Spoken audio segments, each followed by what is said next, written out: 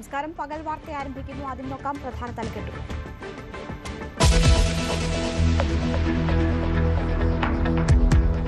മഴക്കെടുതിക്ക് ശമനമില്ല. മലപ്പുറം മുതൽ കാസർഗോഡ് വരെ 10 ജില്ലകളിൽ ഓറഞ്ച് അലർട്ട്. 15 മരണം, 7 പേരെ കാണാതായി. 316 ക്യാമ്പുകളിലായി 10,000-ഓളം പേരെ മാറ്റിപ്പാർപ്പിച്ചു. സ്ഥിതിഗതികൾ നിയന്ത്രണ വിധേയമെന്ന് മുഖ്യമന്ത്രി.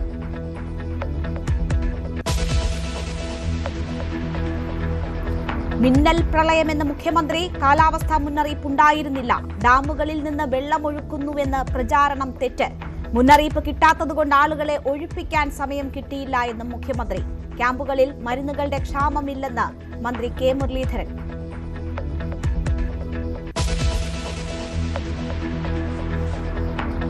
ദുരന്തങ്ങൾ ഉണ്ടാകുമ്പോൾ കുത്തിത്തുരിപ്പുണ്ടാക്കരുതെന്ന് മുഖ്യമന്ത്രി. ആറന്മുള ക്യാമ്പിലെ സ്ത്രീയെക്കൊണ്ട് സംസാരിപ്പിച്ചത് CPM ഏരിയ സെക്രട്ടറി. ഉണ്ടായില്ല. ആറന്മുളയിൽ ഉണ്ടായത് ഒരു പാർട്ടിയുടെ ഏരിയ സെക്രട്ടറി ആയിട്ടുള്ള ഒരാൾ ഒരു സ്ത്രീയെ പ്രേരിപ്പിച്ച് അവിടെ മീഡിയ കൊണ്ട് പറയിപ്പിക്കുകയാണ്. പിന്നീട് ആ സ്ത്രീ വന്ന് കറക്റ്റ് പറഞ്ഞു, ഈ കുത്തിത്തിരിപ്പ് ഉണ്ടാക്കരുത്. ദുരന്തങ്ങൾ ഉണ്ടാകുന്ന സമയത്ത് കുത്തിത്തിരിപ്പ് ഉണ്ടാക്കരുത്. കുത്തിത്തിരിപ്പ് വിരുന്ന് വിവാദത്തിലും വിശദീകരണം. ഭക്ഷണം കഴിച്ചതിൽ പോലും ഹീനമായ ഒരു മര്യാദകേടാണ്. എത്ര ഹീനമായിട്ടുള്ള പ്രചരണമാണ്. ഒരു സ്ഥലത്ത് ഭക്ഷണം കഴിക്കുന്നത്, ഒരു സ്ഥലത്ത് താൻ ഹെലികോപ്റ്ററിൽ യാത്ര ചെയ്തതുകൊണ്ട് ഖജനാവിന് 1 രൂപ പോലും നഷ്ടമില്ലെന്ന് മുഖ്യമന്ത്രി.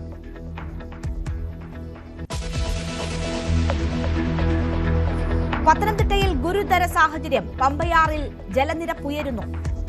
മൂഴിയാർ ഡാം തുറന്നു. കോലഞ്ചേരി, റാന്നി പഞ്ചായത്തുകളിൽ വൻ വെള്ളക്കെട്ട്.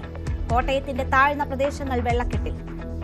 മീനച്ചിലാർ ഏതാണ്ട് കര കവിഞ്ഞ് ഒഴുകുന്ന സാഹചര്യമാണ് ഇവിടെയുള്ളത്. ഇത് റോഡും ഈ പുഴയും തമ്മിൽ യാതൊരു അകലവുമില്ലാത്ത നിലയിലേക്കാണ്. ഞങ്ങളുടെ അടിയിലെ മുഴുവൻ സാധനങ്ങളും പോയി. സാധനങ്ങളെ വെള്ളത്തിൽ മുങ്ങി. പിന്നെ അയൽവക്കക്കാരെല്ലാം വന്ന് എടുത്ത് സഹായിച്ചു. വളരെ ഉള്ളിൽ കുറച്ചുകൂടെ താഴ്ന്ന പ്രദേശമാണ്. അതുകൊണ്ട് തന്നെ അവിടെ നിന്ന് വള്ളത്തിലൊക്കെയാണ് ആളുകളെ കൊണ്ടുവരുന്നത്. നേരത്തെ സാധനങ്ങളൊക്കെ എത്തിച്ചു. അങ്ങനെ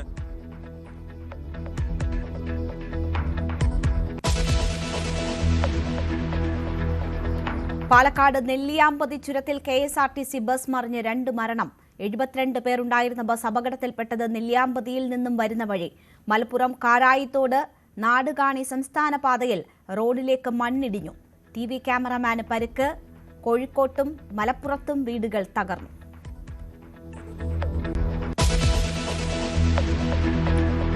ഇടുക്കി ഡാമിൽ ജലനിരപ്പ് ഉയരുന്നു.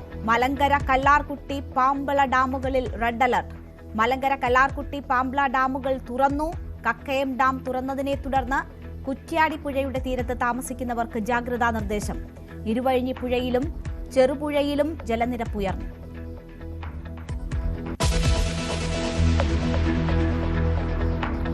മുതലപ്പുഴയിൽ നിന്ന് കാണാതായ മത്സ്യത്തൊഴിലാളികൾക്കായി തെരച്ചിൽ തുടരുന്നു. പൂന്തുറ, പനത്തുറ ഭാഗങ്ങളിൽ ഡ്രോൺ ഉപയോഗിച്ച് കടലിൽ പരിശോധന. കൊല്ലത്ത് കാണാതായ 2 മത്സ്യത്തൊഴിലാളികളിൽ ഒരാളുടെ മൃതദേഹം കിട്ടി. വിലക്ക് ലംഘിച്ച് ഇന്നും 30ഓളം വള്ളങ്ങൾ കടലിൽ പോയതായി അധികൃതർ.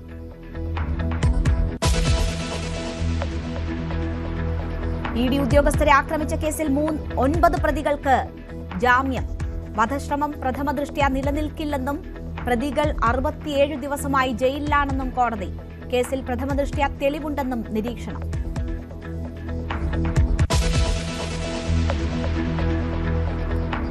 ഖാദി ബോർഡ് സെക്രട്ടറി സ്ഥാനം രാജിവെച്ച് KA രതീഷ്. നടപടി കശുവണ്ടി അഴിമതി കേസ് വിചാരണ നടപടികൾ ആരംഭിക്കാനിരിക്കെ രാജി ആവശ്യപ്പെട്ട് മുഖ്യമന്ത്രി.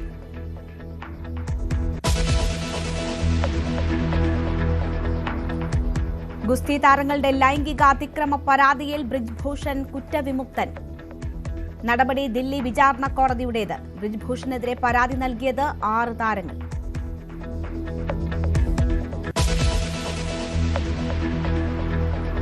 ഇറാനുമായി ഇന്ന് പുതിയ ചർച്ചകൾ ആരംഭിക്കുമെന്ന് ഡൊണാൾഡ് ട്രംപ്. കരാറിന് കൃത്യമായ സമയപരിധി പറയാതെ ട്രംപ്.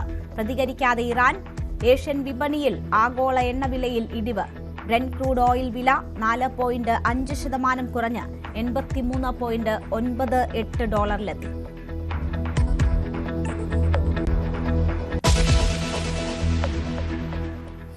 വാർത്തയിലേക്ക് വിശദമായി. സംസ്ഥാനത്ത് കനത്ത മഴയ്ക്കൊപ്പം മഴക്കെടുതിയും രൂക്ഷമാണ്. ഇന്ന് 10 ജില്ലകളിൽ ഓറഞ്ച് അലർട്ടാണ്.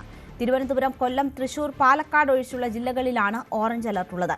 മറ്റ് ജില്ലകളിൽ യെല്ലോ അലർട്ടാണ്. 12 ജില്ലകളിലെ വിദ്യാഭ്യാസ സ്ഥാപനങ്ങൾക്ക് അവധിയാണ്. മഴയുടെ പശ്ചാത്തലത്തിൽ തീരദേശത്തും മലയോര മേഖലയിലും അതീവ ജാഗ്രത തുടരുകയാണ്. മലപ്പുറം കാരത്തോട് നാടുകാണി സംസ്ഥാന പാതയിൽ റോഡിലേക്ക് മണ്ണിടിഞ്ഞു. പാണക്കാട് ഏടായി പാലത്താണ് സംഭവം.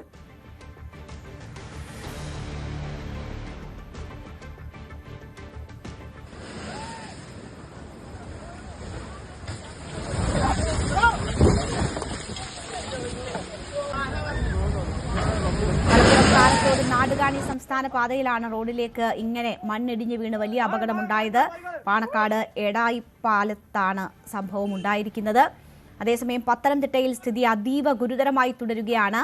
മൂഴിയാർ ഡാം തുറന്നു.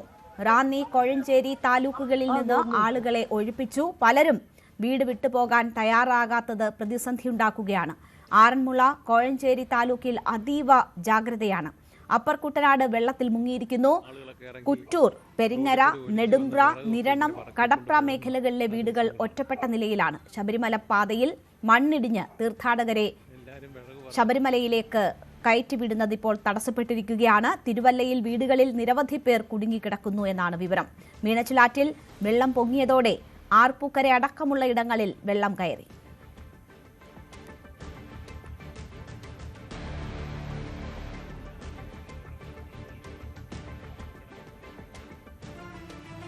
സംസ്ഥാനത്ത് മഴക്കെടുതി മൂലമുള്ള സ്ഥിതി നിയന്ത്രണ വിധേയമെന്ന് മുഖ്യമന്ത്രി. മിന്നൽ പ്രളയമാണ് ഉണ്ടായത്. വനത്തിനുള്ളിൽ വലിയ തോതിൽ മണ്ണിടിച്ചിലുണ്ടായി. ഇതുവരെ 15 പേർ മരിച്ചു, 7 പേരെ കാണാതായി. പത്തനംതിട്ടയിൽ മാത്രമാണ് ചില പ്രശ്നങ്ങളുള്ളത്. കൊല്ലത്ത് നിന്ന് 14 ബോട്ട് രക്ഷാപ്രവർത്തനത്തിന് പുറപ്പെട്ടിട്ടുണ്ടെന്ന് മുഖ്യമന്ത്രി. 2 ഹെലികോപ്റ്ററും NDRF ടീമും ഫയർഫോഴ്സും സജ്ജമാണ്. ഭക്ഷണ പാക്കറ്റുകൾ തയ്യാറാക്കി വിതരണം ചെയ്യുന്നുണ്ട്. 11,018 പേർ ക്യാമ്പുകളിൽ കഴിയുകയാണ്. 165 ഹെക്ടറിൽ കൃഷിനാശമുണ്ടായതായി പ്രാഥമിക റിപ്പോർട്ടുണ്ടെന്നും മുഖ്യമന്ത്രി വി ഡി സതീശൻ വാർത്താസമ്മേളനത്തിൽ പറഞ്ഞു. ഇതുവരെ 15 പേര് മരിച്ചതായിട്ടാണ് നമുക്ക് റിപ്പോർട്ട് കിട്ടിയിട്ടുള്ളത്. മിസ്സിംഗ് ഉള്ളത് 7 പേരാണ്. ഇതുവരെ നമുക്ക് കിട്ടിയ പ്രാഥമിക റിപ്പോർട്ട് അനുസരിച്ച് 164.98 165 ഹെക്ടർ സ്ഥലത്ത് കൃഷിയാണ് നശിച്ചിട്ടുള്ളതെന്ന് പ്രാഥമിക റിപ്പോർട്ടാണ്. കൊല്ലത്ത് നിന്ന് 14 ബോട്ടുകൾ, മത്സ്യത്തൊഴിലാളികളുള്ള ബോട്ടുകൾ ആവശ്യമെങ്കിൽ രക്ഷാപ്രവർത്തനം നടത്തുന്നതിന് വേണ്ടിയിട്ട് ചെങ്ങന്നൂരിൽ എത്തിച്ചിട്ടുണ്ട്. സുളൂരിൽ നിന്നും 2 ഹെലികോപ്റ്ററുകൾ തിരുവനന്തപുരത്ത് എത്തിയിട്ടുണ്ട്. NDRFൻ്റെ ഒരു ടീം അവിടേക്ക് നിയോഗിച്ചിട്ടുണ്ട്. ആവശ്യമായിട്ടുള്ള പോലീസ് സേനയും ആവശ്യമായിട്ടുള്ള ഫയർഫോഴ്സ് സംവിധാനങ്ങളുമുണ്ട്. ഭക്ഷണം ഹെലികോപ്റ്ററിൽ നിന്ന് വിതരണം ചെയ്യാനോ അല്ലാതെ വിതരണം ചെയ്യാനുള്ള പാക്കറ്റുകൾ തയ്യാറാക്കിയിട്ടുണ്ട്. എല്ലാ സ്ഥലത്തും ആവശ്യമായ പാക്കറ്റുകൾ തയ്യാറാക്കിയിട്ടുണ്ട്. മുന്നൊരുക്കങ്ങൾ എടുത്തിട്ടുണ്ട്. മഴക്കെടുതിയിൽ മരിച്ചവരുടെ കുടുംബങ്ങൾക്ക് 8 ലക്ഷം രൂപ സഹായം നൽകുമെന്ന് മുഖ്യമന്ത്രി. മരിച്ചവരുടെ സംസ്കാരത്തിനായി 10,000 രൂപ നൽകും. ക്യാമ്പിൽ നിന്ന് വീടുകളിലേക്ക് എത്തുമ്പോൾ 1,000 രൂപ നൽകും. സ്ഥലം വാങ്ങി വീട് വയ്ക്കാനുള്ള സഹായം 10 ലക്ഷത്തിൽ നിന്ന് 12 ലക്ഷമായി ഉയർത്തി. കൃഷിനാശത്തിനുള്ള സഹായം വർദ്ധിപ്പിക്കുമെന്നും വി ഡി സതീശൻ പറഞ്ഞു. നമ്മൾ ഈ മരിച്ചവരുടെ സംസ്കാര ചടങ്ങുകൾക്കായിട്ട് 10,000 രൂപ അനുവദിച്ചിട്ടുണ്ട്. ക്യാമ്പുകളിൽ നിന്ന് വീടുകളിലേക്ക് പോകുമ്പോൾ വീടുകളിൽ വെള്ളം കയറിയവർക്ക് അടിയന്തിരമായി 10,000 രൂപ വെച്ച് ഓരോരുത്തർക്കും കൊടുക്കാൻ വേണ്ടിയിട്ടുള്ള നടപടികൾ സ്വീകരിച്ചിട്ടുണ്ട്. പിന്നെ ജീവനോപാധികൾ നഷ്ടപ്പെട്ടവർക്ക് ഒരു കാർഡിൽ നിന്ന് 2 പേർക്ക് 300 രൂപ വീതം, അപ്പോൾ ഇത് നിൽക്കുന്നത് വരെ അവർക്കൊരു ധനസഹായമായി കൊടുക്കാൻ പറഞ്ഞിട്ടുണ്ട്. മരിച്ചവർക്ക് കിട്ടുന്നത് SDRFൽ നിന്ന് 4 ലക്ഷം രൂപ, CMDRFൽ നിന്ന് 2 ലക്ഷം രൂപ, പിന്നെ PMNRFൽ നിന്ന് 2 ലക്ഷം രൂപ, അങ്ങനെ 8 ലക്ഷം രൂപയാണ് മരിച്ചവർക്കുള്ള ധനസഹായം. വീട് പൂർണ്ണമായും നഷ്ടപ്പെട്ടവർക്ക് നേരത്തെ കൊടുത്തിരുന്നത് 4 ലക്ഷം രൂപയാണ്. അത് 6 ലക്ഷം രൂപയാക്കി വർദ്ധിപ്പിച്ചിട്ടുണ്ട്.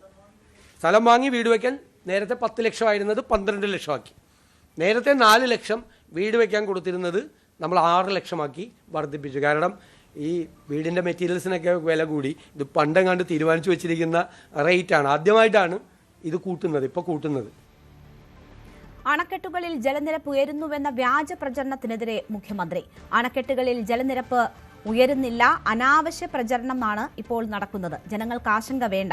ജലസംഭരണികളിൽ നിന്ന് വെള്ളം ഒഴുക്കിവിടുന്നു എന്നത് പ്രചാരണം ആണ്. വ്യാജ പ്രചരണത്തിൽ ശക്തമായ നടപടിയുണ്ടാകുമെന്നും മുഖ്യമന്ത്രി മുന്നറിയിപ്പ് നൽകി. ദുരന്തങ്ങൾ സംഭവിക്കുമ്പോൾ കുത്തിത്തിരിപ്പുണ്ടാക്കരുതെന്നും മുഖ്യമന്ത്രി പറഞ്ഞു. അണക്കെട്ടുകൾ, പ്രധാനപ്പെട്ട അണക്കെട്ടുകളിലെല്ലാം ജലനിരപ്പ് വളരെ താഴെയാണ്. ജനങ്ങളുടെ ഇടയിൽ യാതൊരു ഉത്കണ്ഠയ്ക്കും അവകാശമില്ല. തെറ്റായ വാർത്തകൾ സമൂഹ മാധ്യമങ്ങളിലും അല്ലാതെയും പ്രചരിക്കുകയാണ്. ഞാൻ പറയാം, ഇടുക്കിയിലെ ജലസംഭരണിയിലെ 38.91% ഉള്ളു വെള്ളം. ഇടമലയാറ് 46.64%. ബാണാസുര സാഗറിൽ 52.9%. കക്കിയിൽ 44.82%. കല്ലടയിൽ 45% ഉള്ളൂ. മലമ്പുഴയിൽ 35% ഉള്ളൂ. പീച്ചിയിൽ 34% ഉള്ളൂ. അപ്പോൾ ജലസംഭരണികളിൽ നിന്ന് വെള്ളം ഒഴുക്കി വിടുന്നു എന്ന് പറയുന്ന വ്യാപകമായ തെറ്റായ വാർത്തയാണ്. അതിനെതിരായി കർശനമായ നടപടികൾ സ്വീകരിക്കും. കാരണം ജനങ്ങളിൽ ഉത്കണ്ഠ പരത്തുന്ന തെറ്റായ വാർത്തകൾ സമൂഹ മാധ്യമങ്ങളിലൂടെ പ്രചരിപ്പിക്കുകയാണ്. മുഖ്യമന്ത്രി വാർത്താ സമ്മേളനം നടത്തിയാണ് സംസ്ഥാനത്തെ നിലവിലെ സാഹചര്യം എന്ത് എന്ന് വിശദമാക്കിയത്. ഒപ്പം തന്നെ വിവാദങ്ങൾക്കും വിമർശനങ്ങൾക്കുമുള്ള മറുപടി കൂടി മുഖ്യമന്ത്രി നൽകി. വി അരുൺ ഉണ്ട് വാർത്തയുടെ വിശദാംശങ്ങളുമായി. അരുൺ, ഈ വലിയ പേമാരി പെയ്ത്ത് പോലെ തന്നെ വിവാദ പെരുമഴയും ഉണ്ടായിരുന്നു. അതിനെല്ലാം മുഖ്യമന്ത്രി മറുപടി നൽകുന്നുണ്ട്. വിരുന്നുണ്ടതിൽ ഒപ്പം തന്നെ ഈ ഹെലികോപ്റ്റർ യാത്ര തുടങ്ങിയവയിൽ എന്തൊക്കെയാണ് മുഖ്യമന്ത്രി വിശദീകരിച്ചത്? ഒപ്പം മഴയിൽ സംസ്ഥാനത്തെ സാഹചര്യം ഇപ്പോൾ എന്താണ് എന്നതാണ് മുഖ്യമന്ത്രി പറയുന്നത്. സർവ്വസജ്ജമാണോ സംസ്ഥാനം?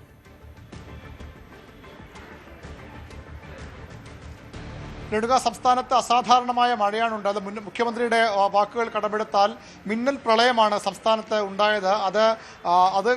അതുകൊണ്ട് തന്നെ അത് മുൻകൂട്ടി കണ്ടുള്ള രക്ഷാപ്രവർത്തനങ്ങൾ, പ്രതിരോധ പ്രവർത്തനങ്ങൾ ഏർപ്പെടുത്താൻ കഴിയുമായിരുന്നില്ല. സാധാരണഗതിയിൽ ഒരു മഴയുണ്ടായാൽ അത് മുന്നറിയിപ്പുകൾ ഉണ്ടാകാറുണ്ട്. പക്ഷേ മിന്നൽ പ്രളയം ഉണ്ടാകുമ്പോൾ അതിന് കഴിയാതെ പോയി എന്നതാണ് മുഖ്യമന്ത്രിയുടെ പ്രധാനപ്പെട്ട ഒരു വിലയിരുത്തലായി ഇന്ന് ഈ ഉന്നതതല യോഗത്തിന് ശേഷം മുഖ്യമന്ത്രി വ്യക്തമാക്കിയത്.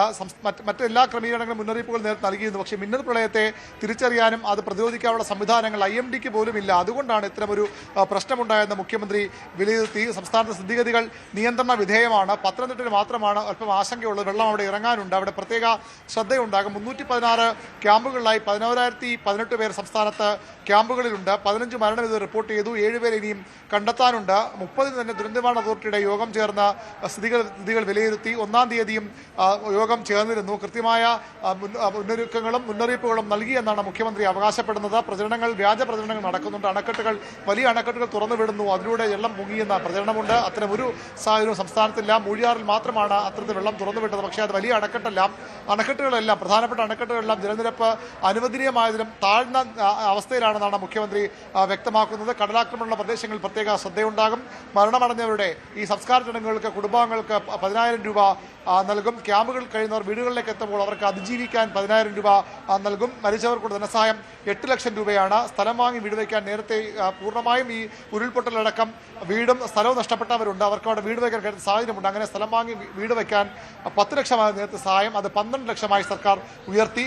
വീട് മാത്രം വയ്ക്കുമെന്നുള്ളവർക്ക് 4 ലക്ഷം എന്നത് 6 ലക്ഷമായും ആ സഹായം ഉയർത്തിയിട്ടുണ്ട്. കൃഷിനാശത്തിനുള്ള സഹായം വർദ്ധിപ്പിക്കും.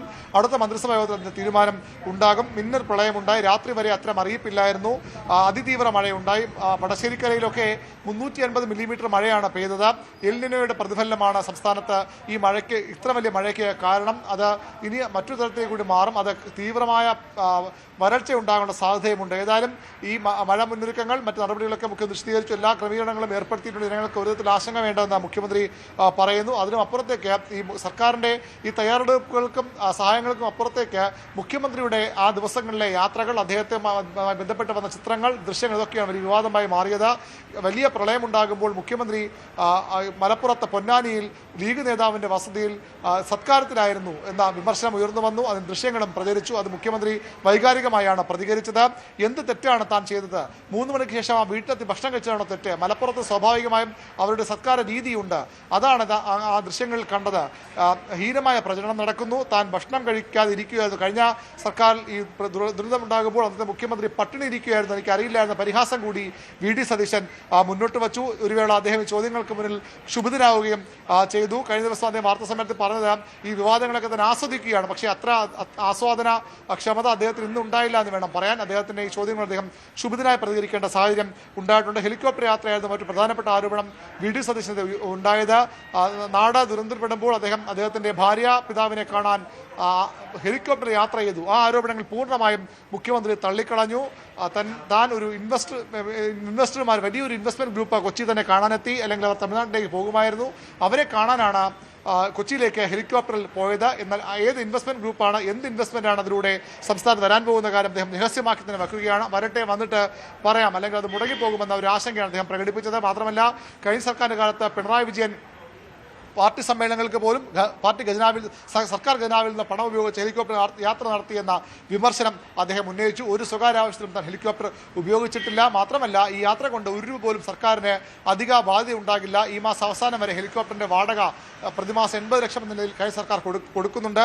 അതുകൊണ്ട് തന്നെ തന്റെ യാത്രയ്ക്ക് ഒരു രൂപ പോലും ചിലവായിട്ടില്ല എന്ന് കൂടി മുഖ്യമന്ത്രി പറയാൻ ശ്രമിച്ചു. ഡാമുകളിലും നദികളിലും മണൽ മാറ്റും എന്ന കാര്യത്തിൽ അദ്ദേഹം നിലപാട് വ്യക്തമാക്കി. മറ്റ് വിവാദ വിഷയങ്ങളിലും PMCയും അതുപോലെ തന്നെ KA രതീഷിനെ സംരക്ഷിച്ച വിമർശനം അടക്കമുള്ള കാര്യങ്ങൾക്കും അദ്ദേഹം മറുപടി പറഞ്ഞു. ഏതായാലും സംസ്ഥാനത്ത് കാലവർഷം ബന്ധപ്പെട്ട വലിയ ആശങ്കയും സാഹചര്യം ഇപ്പോഴില്ല. എങ്കിലും 6-7 തീയതികൾ വളരെ നിർണായകമാണ്. അന്ന് ശക്തമായ മഴ ഉണ്ടാകുമെന്ന മുന്നറിയിപ്പുണ്ട്. 5-ാം തീയതി മാത്രമേ എത്രത്തോളം ശക്തമായ മഴയെന്ന് അറിയാൻ കഴിയൂ. എല്ലാ പ്രതിസന്ധിയും നേരിടാൻ സർക്കാർ സജ്ജമാണ് എന്ന് പറഞ്ഞുകൊണ്ട് ആരോപണങ്ങൾക്ക് രാഷ്ട്രീയ വിമർശനങ്ങൾ കൂടി മറുപടി പറഞ്ഞാണ് അടിയന്തര യോഗം എന്ന പേരിട്ട് വിളിച്ച ഈ 4-ാം ദിവസത്തെ യോഗത്തിന് ശേഷം മുഖ്യമന്ത്രി മാധ്യമങ്ങളെ കണ്ടത്. ദുരന്തമുണ്ടാകുമ്പോൾ കുത്തിത്തിരിപ്പുണ്ടാക്കരുത് എന്നതാണ് മുഖ്യമന്ത്രി ചൂണ്ടിക്കാട്ടിയത്. വിവാദങ്ങൾക്ക് മറുപടി പറഞ്ഞുകൊണ്ട് അതാണ് മുഖ്യമന്ത്രി ചൂണ്ടിക്കാട്ടിയത്. VV അരുണാണ് വിവരങ്ങൾ നൽകിയത്. സംസ്ഥാനത്ത് മഴക്കെടുതി രൂക്ഷമായി തുടരുകയാണ്. അതേസമയം കോട്ടയത്ത് ഒഴുക്കിൽപ്പെട്ട് ഒരാൾ മരിച്ചു. അയർക്കുന്നം സ്വദേശി ജിൻഡോ മാത്യു ആണ് മരിച്ചത്. കോട്ടയത്തെ പടിഞ്ഞാറൻ മേഖല വെള്ളത്തിൽ മുങ്ങിയിരിക്കുന്നു. ഇടവിട്ടുള്ള ശക്തമായ മഴ മലയോര മേഖലകളിൽ ആശങ്കയ്ക്ക് ഇടയാക്കുന്നുണ്ട്. ചേർത്തല കുമരകം കോട്ടയം റോഡിൽ വെള്ളം കയറിയതോടെ ഗതാഗതം നിരോധിച്ചു. വ്യാപക കൃഷിനാശവും ഉണ്ടായി. ഓണവിപണി കണ്ടിറക്കിയ കൃഷിയാകെ വെള്ളത്തിൽ മുങ്ങിയിരിക്കുകയാണ്. വലിയ നഷ്ടം നേരിടുകയാണ് കർഷകർ. ചെറിയ മഴ പെയ്താൽ പോലും ഞങ്ങളുടെ ഇവിടെ വെള്ളക്കെട്ടാണ്. ഈ മണിമലയാറ്റിൽ നിന്നുള്ള വെള്ളം അതിശക്തമായിട്ടാണ് വരുന്നത്. ഇതിപ്പോൾ എൻ്റെ ഇരിക്കുന്ന TV ആണ്. ഇത് ഉൾപ്പെടെ എടുത്തുകൊണ്ട് ഞങ്ങളുടെ സാധനങ്ങളുമായിട്ട് ഞങ്ങൾ ക്യാമ്പുകളിലേക്ക് മാറുകയാണ്. ഇത് ഇപ്പോഴുള്ള ദുരിതമല്ല, വർഷങ്ങളായിട്ട് അനുഭവിക്കുന്ന ഒരു ദുരിതമാണ്. ഇത് ഞങ്ങളാണെങ്കിൽ ഇന്നലെ രാത്രി 1 മണി മുതൽ വെള്ളം കയറാൻ തുടങ്ങിയത്. നമ്മളാണെങ്കിൽ ഇത് എല്ലാ പ്രാവശ്യവും ഇതുപോലെ തന്നെ നമുക്കാണെങ്കിൽ ഈ ദുരിതം തന്നെ വന്നുകൊണ്ടിരിക്കുക. എല്ലാ പ്രാവശ്യവും ഇതുപോലെ തന്നെ മാറ്റവും ഇല്ല. വെള്ളം വന്നാൽ ഒഴുകി പോകാനുള്ള സ്ഥലമില്ല, ഒന്നുമില്ല. എല്ലാ വർഷവും ഇതുപോലെ തന്നെ ഇങ്ങനെ പോകുന്നു. നമ്മുടെ വീടാണ്, നമ്മളൊരു 2 വീട് അപ്പുറത്തെ നമ്മൾ തൊട്ടപ്പുറത്തുള്ള 2 വീട്. ഇവിടെയൊക്കെ ആണെങ്കിൽ അവരാണ് ഇന്ന് രാവിലെ ഒരു 4-5 മണിയായപ്പോൾ അവരാണെങ്കിൽ വീട്ടിൽ വെള്ളം കയറി ഭയങ്കര ഇതൊക്കെ ആയിട്ട് അവരാണെങ്കിൽ അവരുടെ ഡ്രസ്സും സാധനം എല്ലാം നനഞ്ഞ് കുതിഞ്ഞ് ഇവിടെ കിടപ്പുണ്ട്. അപ്പുറത്തും അതുപോലെ തന്നെ എല്ലാ വർഷവും കാലവർഷത്തിൽ ഇവിടെ വെള്ളം കയറുന്നതാണ്. ഇന്നലെ രാത്രി 10:30 തൊട്ട് വെള്ളം കയറുന്നത്. ഞങ്ങൾ ഒരു തുള്ളി ഉറങ്ങാതിരിക്കുക. സർക്കാർ ഇതൊക്കെ വന്ന് കാണണം നേരിട്ട്. വീടിൻ്റെ മൊത്തം സാധനം പോയിരിക്കുന്നു. ഉള്ള 10-16 വീടുകളുണ്ട്. ആ വീട്ടിലെല്ലാം വെള്ളം കയറി. ആരും ഇന്ന് എത്ര നേരമായിട്ട് വിളിച്ചു പോലും ചോദിച്ചിട്ടില്ല. എന്നോട് ചോദിച്ചിട്ടില്ല. എൻ്റെ കാര്യം ഞാൻ പറഞ്ഞത്. കണ്ടു നോക്ക്, അവിടെ ഞങ്ങളുടെ പെരയ്ക്കകത്ത് തന്നെ എനിക്ക് മുട്ടിന് മേളിൽ വെള്ളമായി. ഇതിനെന്തൊരു നടപടി സ്വീകരിക്കണം സർക്കാരിൻ്റെ ഭാഗത്തുനിന്നും മുനിസിപ്പാലിറ്റിയുടെ ഭാഗത്തുനിന്നും. എല്ലാ വർഷവും ഉള്ളതാണ് വെള്ളപ്പൊക്കം എല്ലാ വർഷവും ഉള്ളതാണ്. ഈ വെള്ളം വരുമ്പോൾ എല്ലാ ആണ്ടോടാണ്ടും ഇവിടെ ഈ ഷട്ടറിൻ്റെ ഇത് കാര്യം പറഞ്ഞ് അതിനൊന്നും ആരും മാറ്റി വെക്കത്തില്ല, അതിനോട്ട് ഇറങ്ങി തിരിക്കത്തുമില്ല. കോട്ടത്തോട് ഞങ്ങൾക്ക് തെളിച്ചിട്ടാണ് ഞങ്ങൾക്ക് ഇത്രയും വെള്ളത്തിന് ബുദ്ധിമുട്ടില്ല. കോട്ടത്തോട് ഈ അടച്ചു വെച്ചിരിക്കുന്നതുകൊണ്ടാണ് ഈ വെള്ളം മുഴുവൻ ഈ വഴിയെ കൂടെ കാണാം. തിരിച്ച് ഈ വഴിയെ കൂടെ തന്നെ വേണം വെള്ളം ഒഴുകി പോകാൻ. ഇത് എല്ലാ വർഷമുള്ള ഈ ദുരിതം. ഇടുക്കി മലങ്കര കല്ലാർകുട്ടി പാമ്പള ഡാമുകളിൽ റെഡ് അലർട്ടാണ്. മലങ്കര കല്ലാർകുട്ടി പാമ്പള ഡാമുകൾ തുറന്നിട്ടുമുണ്ട്.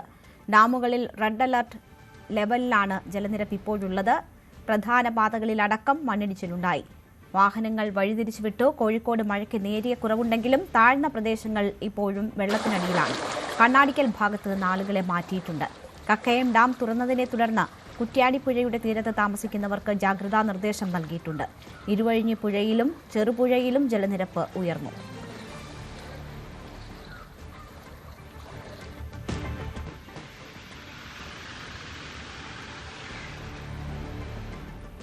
കോഴിക്കോട് വെള്ളിപ്പറമ്പിൽ വീട് ഭാഗികമായി തകർന്നു. ഓട്ടോ ഡ്രൈവറായ കുയൽക്കാട് നൌഷാദിന്റെ വീടാണ് തകർന്നത്. പുലർച്ചെ 3 മണിക്കാണ് അപകടമുണ്ടായത്. കുടുംബത്തെ സമീപത്തെ ബന്ധുവീട്ടിലേക്ക് മാറ്റി. വയനാട് മഴയുടെ ശക്തി കുറഞ്ഞെങ്കിലും ജാഗ്രതാ നിർദ്ദേശം തുടരുന്നു.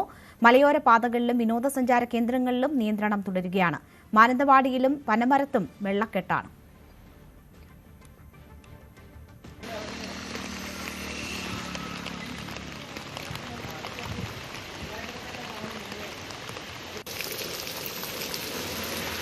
തിരുവനന്തപുരത്ത് യെല്ലോ അലർട്ടാണ്. മഴയോ വെള്ളക്കെട്ടുകളോ ഇല്ല. പക്ഷേ മുതലപ്പുഴയിൽ കാണാതായ രണ്ടാമത്തെ മത്സ്യത്തൊഴിലാളിക്ക് വേണ്ടി തെരച്ചിൽ തുടരുകയാണ്. മലപ്പുറം കരുവാരക്കുണ്ട് ഇരിങ്ങാട്ടിരിയിൽ നിർമ്മാണത്തിലിരിക്കുന്ന വീട് തകർന്നു. പുലർച്ചെയാണ് അപകടമുണ്ടായത്. ജില്ലയിൽ 7 ക്യാമ്പുകളിലായി 10 പേരെ മാറ്റിപ്പാർപ്പിച്ചു. എറണാകുളത്തിന്റെ കിഴക്കൻ മേഖലകളിൽ മഴ ശക്തമാണ്. മൂവാറ്റുപുഴയാറ്റിലും തൊടുപുഴയാറിലും ജലനിരപ്പ് ഉയർന്നു. മൂവാറ്റുപുഴ, ഇലാഹിയ നഗർ, കൊച്ചങ്ങാടി എന്നിവിടങ്ങളിൽ വെള്ളക്കെട്ടിൽ വലയുകയാണ് ജനങ്ങൾ. ജില്ലയിൽ 7 ദുരിതാശ്വാസ ക്യാമ്പുകൾ തുറന്നിട്ടുണ്ട്. മൂവാറ്റുപുഴ താലൂക്കിൽ 4, കോതമംഗലം താലൂക്കിൽ 2, കുന്നത്തുനാട് താലൂക്കിൽ 1 വീതം ക്യാമ്പുകളാണ് പ്രവർത്തിക്കുന്നത്. 34 കുടുംബങ്ങളിലായി 102 ആളുകളെയാണ് ക്യാമ്പുകളിൽ മാറ്റിപ്പാർപ്പിച്ചിരിക്കുന്നത്. തൃശൂർ കരുവന്നൂർ പുഴയിൽ ജലനിരപ്പ് ഉയർന്നു. ഇല്ലിക്കൽ റെഗുലേറ്ററിന്റെ ഷട്ടറുകൾ ഉയർത്തി. ആലപ്പുഴ AC റോഡിലും വെള്ളക്കെട്ടാണ്.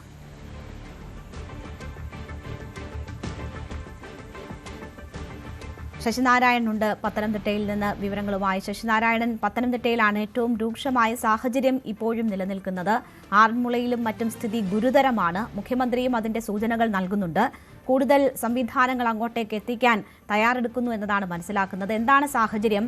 ഇപ്പോഴും വീടുകളിൽ നിന്ന് ആളുകൾ മാറി താമസിക്കാൻ പോലും തയ്യാറാകുന്നില്ല എന്നത് വലിയ വെല്ലുവിളിയാണോ? രേണുക, തീർച്ചയായും അത് തന്നെയാണ് ഏറ്റവും വലിയ പ്രശ്നം. കാരണം ഈ വെള്ളക്കെട്ട് വീടുകളിലെ തിരുവല്ല, ആറന്മുള, അതുപോലെ തന്നെ റാന്നി എന്നീ മേഖലകളിലെല്ലാം ഈ പമ്പയാറ് കരകവിഞ്ഞോടുകൂടി വലിയ രീതിയിലുള്ള വെള്ളക്കെട്ട് താഴ്ന്ന പ്രദേശങ്ങളിൽ ഉണ്ടാകുന്നുണ്ട്. അത് ഏറ്റവും കൂടുതലുള്ളത് അപ്പർ കുട്ടനാട് മേഖലയായ തിരുവല്ല, കടപ്ര, പെരിങ്ങര, നിരണം തുടങ്ങിയ സ്ഥലങ്ങളിലാണ് ഈ വെള്ളക്കെട്ട് രൂക്ഷമായിട്ടുള്ളത്. തിരുവല്ലയിൽ തിരുമൂലപുരം എന്ന സ്ഥലത്ത് 250ഓളം വീടുകൾ ഇപ്പോഴും വെള്ളത്തിനടിയിലാണ്. ഈ വീടുകളിലുള്ള ആളുകളെ പരമാവധി ക്യാമ്പുകളിൽ എത്തിക്കാനുള്ള ശ്രമങ്ങൾ ഇപ്പോഴും തുടർന്നുകൊണ്ടിരിക്കുന്നു.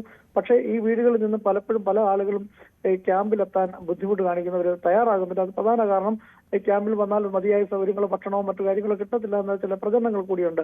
എന്നാൽ ഈ ആളുകളെ ആ ക്യാമ്പിൽ എത്തിക്കാനുള്ള ശ്രമമാണ് പ്രധാനമായും രക്ഷാപ്രവർത്തകരും ഈ ഫയർഫോഴ്സ് സംഘവും അടക്കം ചെയ്യുന്നത്. നിലവിൽ ഈ വീടുകളിൽ ഇവർ ഒറ്റപ്പെട്ടു പോയാൽ ഒരുപക്ഷെ പിന്നീട് വൈദ്യുതി ബന്ധം ഒന്നും ഇല്ലാതെ വന്നാൽ ഫോണുകൾ ചാർജ് ചെയ്താൽ ഫോൺ ബന്ധവും നിഷേധിക്കപ്പെട്ടാൽ ഒരുപക്ഷെ ഇവർക്ക് തിരിച്ച് രക്ഷാപ്രവർത്തനം നടത്താൻ ഏറ്റവും ദുഷ്കരമായി മാറും. അതുകൊണ്ട് തന്നെ ഈ ചികിത്സ കിട്ടുന്ന ആളുകളുണ്ട്, രോഗികളുണ്ട്, അതുപോലെ തന്നെ സുഖമില്ലാത്തവരുണ്ട്, വയസ്സായവരുണ്ട്. അങ്ങനെ ഒട്ടനവധി ആളുകൾ ഈ വീടുകളിലൊക്കെ പല സ്ഥലങ്ങളിലും ഇരുനില വീടുകളിലും മുകളിലത്തെ നിലയിലാണ് പലപ്പോഴും ഇവർ ഉള്ളത്. അവിടെ നിന്നാണ് ഈ ഡിങ്കി ബോട്ടുകളിലൊക്കെ ആളുകളെ ക്യാമ്പുകളിലേക്ക് എത്തിക്കുന്നത്. എന്നാൽ പലരും ഇത്തരം ഈ വീടുകളിൽ നിന്നും രക്ഷാപ്രവർത്തകരോടൊപ്പം ഈ ക്യാമ്പുകളിലെത്താൻ മടിക്കുന്ന വലിയൊരു പ്രതിസന്ധിയായി തുടരുന്നുണ്ട്. ശശിനാരായണൻ, ഒരു പ്രളയത്തിന്റെ വലിയ ദുരനുഭവമുള്ള മനുഷ്യരാണ്. അപ്പോ എന്തുകൊണ്ടാണ് അവർ ഇനിയും ഒരു റിസ്ക് എടുക്കുന്നത്? കഴിഞ്ഞ തവണയും ഇതുപോലെ വീടുകളിൽ തുടർന്നവർക്കാണ് വലിയ ബുദ്ധിമുട്ടുകൾ നേരിടേണ്ടി വന്നത്. അപ്പോൾ ഈ ഘട്ടത്തിൽ അധികൃതർ പറയുന്നത് കേൾക്കുക എന്നതിനല്ലേ പ്രഥമ പരിഗണന നൽകേണ്ടത്? തീർച്ചയായും രേണുക പറയുന്നത് ശരിയാണ്. പക്ഷേ ഈ ആളുകൾ ഈ ആറന്മുള, കോഴഞ്ചേരി, അതുപോലെ തന്നെ ഈ തിരുവല്ല, നിരണം അടക്കമുള്ള മേഖലകളിലെ ആളുകൾ സ്വാഭാവികമായും അവരുടെ ഈ പ്രദേശത്തെ ഈ 2018 പ്രളയം കണ്ട ആളുകളാണ്. പക്ഷേ ക്യാമ്പുകളിൽ വന്ന് താമസിക്കാനുള്ള ബുദ്ധിമുട്ടും മറ്റു കാര്യങ്ങളുമാണ് പറഞ്ഞാണ് പലരും ഈ വീടുകളിൽ തന്നെ താമസിക്കുന്നത്. ഒപ്പം ഈ വെള്ളം ഇന്നിറങ്ങും എന്നുള്ള പ്രതീക്ഷയുണ്ട്. ഒരുപക്ഷെ ഇന്ന് മഴ പെയ്തിൽ വീണ്ടും വെള്ളം ഇറങ്ങും എന്നുള്ള ഒരു പ്രതീക്ഷയോട് കൂടിയൊക്കെയാണ് താമസിക്കുന്നത്. പക്ഷേ അപ്രതീക്ഷിതമായാണ് പലപ്പോഴും ഈ വെള്ളപ്പൊക്കം ഉണ്ടാകുന്നത്. അതുകൊണ്ടാണ് ദുരന്ത നിവാരണ അതോറിറ്റി ഇവരോട് പറയുന്നത് എത്രയും പെട്ടെന്ന് ക്യാമ്പുകളിലേക്ക് നിങ്ങൾ മടങ്ങണം. പക്ഷേ പലരും അത് കേൾക്കുന്നില്ല. എന്തായാലും പരമാവധി ആളുകളെ ക്യാമ്പുകളിലേക്ക് എത്തിക്കാനുള്ള നടപടികൾ പൂർത്തീകരിക്കുന്നത്. അതായത് തിരുവല്ല, അതുപോലെ തന്നെ മല്ലപ്പള്ളി, കോഴഞ്ചേരി, ആറന്മുള താലൂക്കിലാണ് ഏറ്റവും കൂടുതൽ ക്യാമ്പുകൾ ഇപ്പോൾ തുറന്നിട്ടുള്ളത്. ഏകദേശം 80ഓളം ക്യാമ്പുകൾ തന്നെ ഉണ്ട്. ഏകദേശം 5000-ലധികം ആളുകൾ ക്യാമ്പുകളിലേക്ക് മാറ്റിയിട്ടുണ്ട്. പക്ഷേ നിലവിലത്തെ സാഹചര്യത്തിൽ കഴിഞ്ഞ 2 ദിവസമായി ഈ പമ്പയാറിലെ ജലനിരപ്പ് ഉയർന്നതോടുകൂടി തന്നെ ഈ ആളുകൾ ഈ താഴ്ന്ന പ്രദേശങ്ങളിൽ താമസിക്കുന്ന വീടുകൾ മുഴുവനും വെള്ളത്തിലായ സാഹചര്യമുണ്ട്. റോഡ് ഗതാഗതം ഏകദേശം പല സ്ഥലത്തും തടസ്സപ്പെട്ട ഒരു രീതിയുണ്ട്. റാന്നിയിൽ ചെട്ടിമുക്ക് ഭാഗം, ഒപ്പം ഈ അങ്ങാടിക്കൽ അങ്ങനെയുള്ള സ്ഥലങ്ങള്, ഒപ്പം മാമുക്ക് തുടങ്ങിയ സ്ഥലങ്ങള്, റാന്നി വലിയ പാലത്തിനടുത്തുള്ള ഉപാസനക്കടവ് തുടങ്ങിയ ഭാഗങ്ങളെല്ലാം വെള്ളം കയറിയ അവസ്ഥയിലാണ്. ഈ പമ്പ നദിയിൽ ജലനിരപ്പ് ഉയർന്നതാണ് പ്രധാനമായ കാരണം. ഇത് ശബരിമല കാടുകളിൽ കഴിഞ്ഞ 2 ദിവസമായി തകർത്ത് മഴ പെയ്യുന്നതിന്റെ ശക്തമായ മഴ ലഭിക്കുന്നുണ്ട്. ഈ മഴയാണ് പമ്പാ നദിയിൽ ഒഴുകി എത്തുന്നത്. റാന്നിയും ആറന്മുളയും കോഴഞ്ചേരിയും അടക്കമുള്ള തിരുവല്ല അടക്കമുള്ള അപ്പർ കുട്ടനാട് മേഖലയിലേക്ക് പമ്പാ നദിയും മണിമലയാറും എത്തുന്നതാണ് തിരുവല്ല അടക്കമുള്ള മേഖലകളിലെ ഏറ്റവും വലിയ ഗുരുതര പ്രശ്നങ്ങൾക്ക് കാരണം. അതാണ് ഏറ്റവും വലിയ കാര്യം. എന്തായാലും രക്ഷാപ്രവർത്തനമുള്ള എല്ലാ പത്തനംതിട്ടയിലാണ് ഏറ്റവും ഗുരുതരമായ സ്ഥിതി ഇപ്പോഴും ഉള്ളത്. പല വീടുകളും വെള്ളത്തിനടിയിലാണ്. മാത്രവുമല്ല ഇനിയും മഴ തുടരുമെന്ന സാഹചര്യം കൂടിയുണ്ട്. വലിയ വെല്ലുവിളിയാണ് അവിടെ ആ സാഹചര്യങ്ങളൊക്കെ ഉയർത്തുന്നത്. പ്രിൻസ് കൂടിയുണ്ട് ഇടുക്കിയിൽ നിന്ന്. പ്രിൻസ്, അവിടെ 3 ഡാമുകൾ, വലിയ ഡാമുകളല്ല, ചെറിയ ഡാമുകളാണെങ്കിലും 3ഉം തുറന്നു വിടേണ്ടുന്ന സാഹചര്യം ഉണ്ടായിട്ടുണ്ട്. റെഡ് അലർട്ട് നൽകുന്ന സാഹചര്യത്തിൽ വരെ ജലത്തിന്റെ നില എത്തിയിട്ടുണ്ട് എന്നതാണ് മനസ്സിലാകുന്നത്. ഇത് സ്ഥിതി ഗുരുതരമാക്കുമോ? ഒപ്പം വലിയ ഡാമുകളിൽ ജലനിരപ്പ് എങ്ങനെയാണ്? ആശങ്കപ്പെടേണ്ടുന്ന സാഹചര്യമുണ്ടോ? രേണുക, നിലവിൽ ഇന്ന് പുലർച്ചെ മുതൽ മഴയ്ക്ക് വലിയ തോതിലുള്ള ശമനമുണ്ട്. നിലവിൽ തെളിഞ്ഞ ഒരു കാലാവസ്ഥയാണ് ഇടുക്കിയുടെ വിവിധ പ്രദേശങ്ങളിൽ, പ്രത്യേകിച്ചും ഹൈറേഞ്ചിന്റെ വിവിധ മേഖലകളിലൊക്കെ അനുഭവപ്പെടുന്നത്. ഇടയ്ക്ക് ഒറ്റപ്പെട്ട മഴയൊക്കെ പെയ്യുന്നുണ്ടെങ്കിലും കഴിഞ്ഞ ദിവസങ്ങളിലെ പോലെയോ അല്ലെങ്കിൽ കഴിഞ്ഞ രാത്രിയിലെ പോലെയോ അതിശക്തമായ ഒരു മഴ നിലവിൽ പെയ്യുന്നില്ല. നിലവിൽ ജില്ലയിലെ മലങ്കര ഡാമും കല്ലാർകുട്ടി പാമ്പ്ള ഡാമും തുറന്ന വെള്ളം പുറത്തേക്ക് ഒഴുകുന്നുണ്ട്. മലങ്കര ഡാമിന്റെ ഇതിൽ കഴിഞ്ഞ ദിവസം തന്നെ ജലനിരപ്പ് വലിയ തോതിൽ ഉയർന്ന ഒരു സാഹചര്യത്തിൽ കൂടുതൽ വെള്ളം പുറത്തേക്ക് ഒഴുകുന്ന ഒരു സാഹചര്യം കൂടി നിലവിലുണ്ട്. എന്നാൽ ഇന്നലെ രാത്രി തന്നെ അത്തരത്തിലൊരു തീരുമാനത്തിലേക്ക് ജില്ലാ ഭരണകൂടം എത്തിയിരുന്നെങ്കിൽ പോലും തൊടുപുഴയാറും മൂവാറ്റുപുഴയാറും റെഡ് അലർട്ടിലേക്ക് എത്തിയതിനാൽ കഴിഞ്ഞ രാത്രിയിൽ അത്തരത്തിൽ കൂടുതൽ വെള്ളം പുറത്തേക്ക് ഒഴുക്കാതെ ഇരിക്കുകയായിരുന്നു. എന്നാൽ ഇപ്പോൾ മഴ കൊണ്ട് തന്നെ വലിയ തോതിൽ വെള്ളം പുറത്തേക്ക് ഒഴുക്കേണ്ട ഒരു സാഹചര്യം നിലവിലില്ല. എന്തായാലും നിലവിൽ ഈ മലങ്കര, കല്ലാർകുട്ടി, പാമ്പ്ള ഡാമുകൾ കൂടാതെ ഇരട്ടയാർ, കല്ലാർ തുടങ്ങിയ ഡാമുകളുടെ റെഡ് അലർട്ടിലേക്കാണ് എത്തുന്നത്. എന്നെങ്കിലും മഴ തോർന്നു നിൽക്കുന്ന സാഹചര്യം ഉണ്ടെങ്കിൽ കല്ലാറും ഇരട്ടയാറും ഒക്കെ ഇടുക്കിയുടെ ഡൈവേർഷൻ ഡാമുകളാണ്. ആ ഡാമുകൾ നിലവിലത്തെ അവസ്ഥയിൽ തുറക്കാതെ തന്നെ കാര്യങ്ങൾ മുൻപോട്ട് പോകുന്ന സാഹചര്യം ഉണ്ടാവും. പ്രധാന ഡാമുകളായ ഇടുക്കിയിലും മുല്ലപ്പെരിയാറിലും ജലനിരപ്പ് ഉയരുന്നൊരു സാഹചര്യമുണ്ട്. എന്നാൽ നിലവിൽ ഇത് ആശങ്കാജനകമല്ല. ഇടുക്കിയിലെ ജലനിരപ്പ് കഴിഞ്ഞ വർഷത്തേക്കാൾ നിലവിൽ ജലനിരപ്പ് ഇപ്പോഴും കുറവാണ്. കഴിഞ്ഞ തവണ ഈ സമയം ഉണ്ടായതിനേക്കാൾ കുറവാണ് ഇപ്പോഴും ജലനിരപ്പ്. അതുകൊണ്ട് ഇടുക്കിയിൽ ആശങ്കപ്പെടേണ്ട കാര്യമില്ല. മുല്ലപ്പെരിയാറിലും സമാനമായ സാഹചര്യമാണ്. കഴിഞ്ഞ വർഷത്തെ അപേക്ഷിച്ച് ഈ സമയം കഴിഞ്ഞ വർഷം ഉണ്ടായതിനേക്കാൾ വളരെ കുറവാണ് ഇപ്പോഴും ജലനിരപ്പുള്ളത്. അതുകൊണ്ട് തന്നെ പ്രധാന അണക്കെട്ടുകൾ ഇപ്പോൾ തുറക്കേണ്ട ഒരു സാഹചര്യമില്ല.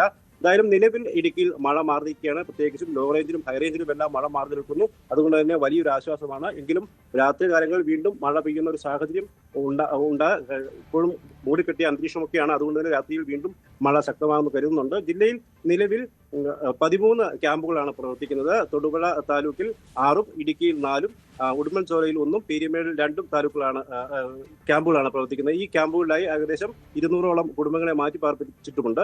എന്തായാലും കഴിഞ്ഞ ദിവസങ്ങളിൽ ഉണ്ടായ ആദ്യ ദിവസത്തെ മഴയ്ക്ക് സമാനമായ രീതിയിൽ കഴിഞ്ഞ ദിവസങ്ങളിലൊന്നും മഴ പെയ്തിട്ടില്ല. അതുപോലെ തന്നെ അത്തരത്തിൽ വലിയ തോതിലുള്ള നാശനഷ്ടങ്ങളും ഇടുക്കി സംഭവിച്ചിട്ടില്ല എന്നുള്ളത് വലിയൊരു ആശ്വാസകരമാണ്. ശരി, വളരെ ഏതാണ്ട് 70ഓളം മണ്ണിടിച്ചിൽ ഉണ്ടായിട്ടുണ്ട് എന്നതാണ് പറയുന്നത് ഇടുക്കിയിൽ ആദ്യ ദിവസം തന്നെ. പക്ഷേ പിന്നീട് മഴ മാറി നിന്നത് ആശ്വാസകരമാണ്. എങ്കിലും കനത്ത ജാഗ്രത അവിടെ തുടരുന്നുണ്ട്.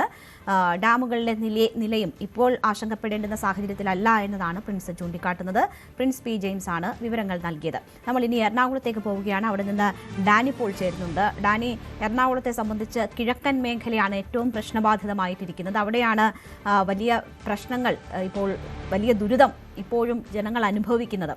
കോതമംഗലത്തൊക്കെ വലിയ വെള്ളക്കെട്ടുകൾ ഇപ്പോഴും ജനജീവിതം ദുസ്സഹമാക്കുന്നുണ്ട്. എന്താണ് ജില്ലയിലെ ആകെയുള്ള സാഹചര്യം? ഒപ്പം തീരമേഖലയുമായി ബന്ധപ്പെട്ട് ആദ്യ ദിവസങ്ങളിൽ വലിയ ബുദ്ധിമുട്ടായിരുന്നു. കൂടുതൽ ക്യാമ്പുകൾ തുറക്കേണ്ടുന്ന സാഹചര്യമാണോ? എന്താണ് അധികൃതർ നൽകുന്ന വിവരം? എന്തായാലും ആ ജില്ലയിൽ ഒരു മഴ മാറി നിൽക്കുന്ന ഒരു സാഹചര്യമാണ് എറണാകുളം ജില്ലയിലുള്ളത്. പൊതുവിൽ നഗരത്തിലേക്കും കേന്ദ്രീകൃതമായിട്ട് വരുമ്പോൾ ആ രീതിയിലുള്ളതാണ്. പക്ഷേ കിഴക്കൻ മേഖല, പ്രത്യേകിച്ച് കോട്ടയത്തോട് അടുക്കുന്ന കിഴക്കൻ മേഖലകളിലെല്ലാം മഴ സജീവമായി ഒരു രാവിലെ വരെയും തുടർന്നതാണ് സാഹചര്യങ്ങൾ കുറച്ച് ബുദ്ധിമുട്ടിലേക്ക് കൊണ്ടുവന്നത്. പ്രത്യേകിച്ച് മൂവാറ്റുപുഴയും കോതമംഗലവും ഉൾപ്പെടുന്ന മേഖലകളിലാണ് ഇത്തരം ഒരു ബുദ്ധിമുട്ടുകൾ കൂടുതൽ സൃഷ്ടിച്ചത്. അതുകൊണ്ടാണ് ഈ മേഖലയിൽ ദുരിതാശ്വാസ ക്യാമ്പുകൾ അടക്കം കൂടുതൽ തുറക്കേണ്ടി വന്ന ഒരു സാഹചര്യമാണ് ഉണ്ടായത്. 7 ദുരിതാശ്വാസ ക്യാമ്പുകളാണ് ജില്ലയിൽ ആകെ തുറന്നിട്ടുള്ളത്. അതിൽ കോതമംഗലത്തും മൂവാറ്റുപുഴയിലുമായി 6 ദുരിതാശ്വാസ ക്യാമ്പുകൾ തുറന്നിട്ടുണ്ട്. 34ഓളം വീട്ടുകാർ ഇവിടുന്ന് ഈ ക്യാമ്പുകളിലേക്ക് മാറ്റി പാർപ്പിച്ചിട്ടുണ്ട്. 102 ആളുകളാണ് ഈ ക്യാമ്പുകളിലായിട്ടുള്ളത്. ഒരു ദുരിതാശ്വാസ ക്യാമ്പ് ഈ താലൂക്കുകൾക്ക് പുറത്തായിട്ടാണ് തുറന്നിരിക്കുന്നത്. എന്തായാലും ജില്ലയിലെ സ്ഥിതിഗതികൾ നിയന്ത്രണ വിധേയമാണ് എന്ന് തന്നെയാണ് അറിയിച്ചിരിക്കുന്നത്. പ്രത്യേകിച്ച് പെരിയാറിലെ ഒഴുക്ക് ഗണ്യമായ രീതിയിൽ തന്നെ കുറഞ്ഞിട്ടുണ്ട്. അതുകൊണ്ട് ഈ മേഖല എറണാകുളം നഗരത്തിലേക്ക് വരുന്ന മേഖലകളെല്ലാം തന്നെ ഈ വെള്ളപ്പൊക്ക ഭീഷണിയിൽ നിന്ന് വളരെയധികം മാറിയിട്ടുണ്ട്. പക്ഷെ കിഴക്കൻ മേഖലയിലുള്ള ഒരു പ്രശ്നങ്ങൾ തുടരുകയാണ്. പ്രത്യേകിച്ച് മൂവാറ്റുപുഴയിലും കോതമംഗലം പല മേഖലകളിലുമായിട്ട് തന്നെ വെള്ളം കയറിയ ഒരു സാഹചര്യമാണ് ഉണ്ടായത്. മൂവാറ്റുപുഴയിൽ ഇലാഹിയ നഗർ ഉൾപ്പെടെയുള്ള മേഖലകളിൽ വലിയ രീതിയിൽ തന്നെ വെള്ളക്കെട്ട് അനുഭവപ്പെടുന്ന സ്ഥിതിയിലേക്ക് അടക്കം പോയിരുന്നു. അതുകൊണ്ട് ഈ മേഖല കേന്ദ്രീകരിച്ചാണ് കൂടുതൽ പ്രവർത്തനങ്ങൾ, ദുരിതാശ്വാസ പ്രവർത്തനങ്ങൾ അടക്കമുള്ള കാര്യങ്ങൾ ഈ മേഖല കേന്ദ്രീകരിച്ചാണ് കൂടുതലായും തന്നെ നടക്കുകയും ചെയ്തത്.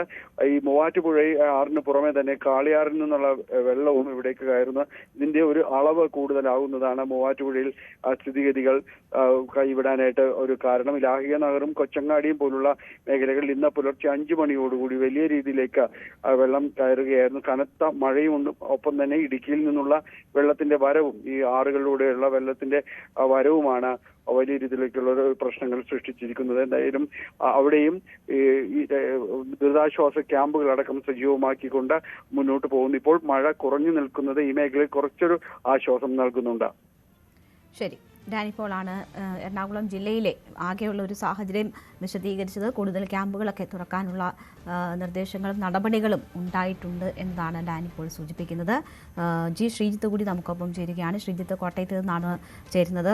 ശ്രീജിത്ത്, കോട്ടയത്ത് ഒഴുക്കിൽപ്പെട്ട് ഒരാൾ മരിച്ചു എന്ന ദുഃഖകരമായ വിവരം വരുന്നുണ്ട്. ഒപ്പം മറ്റ് സാഹചര്യങ്ങൾ എങ്ങനെയാണ്? മഴ ഇപ്പോൾ മാറി നിൽക്കുന്നുണ്ടോ?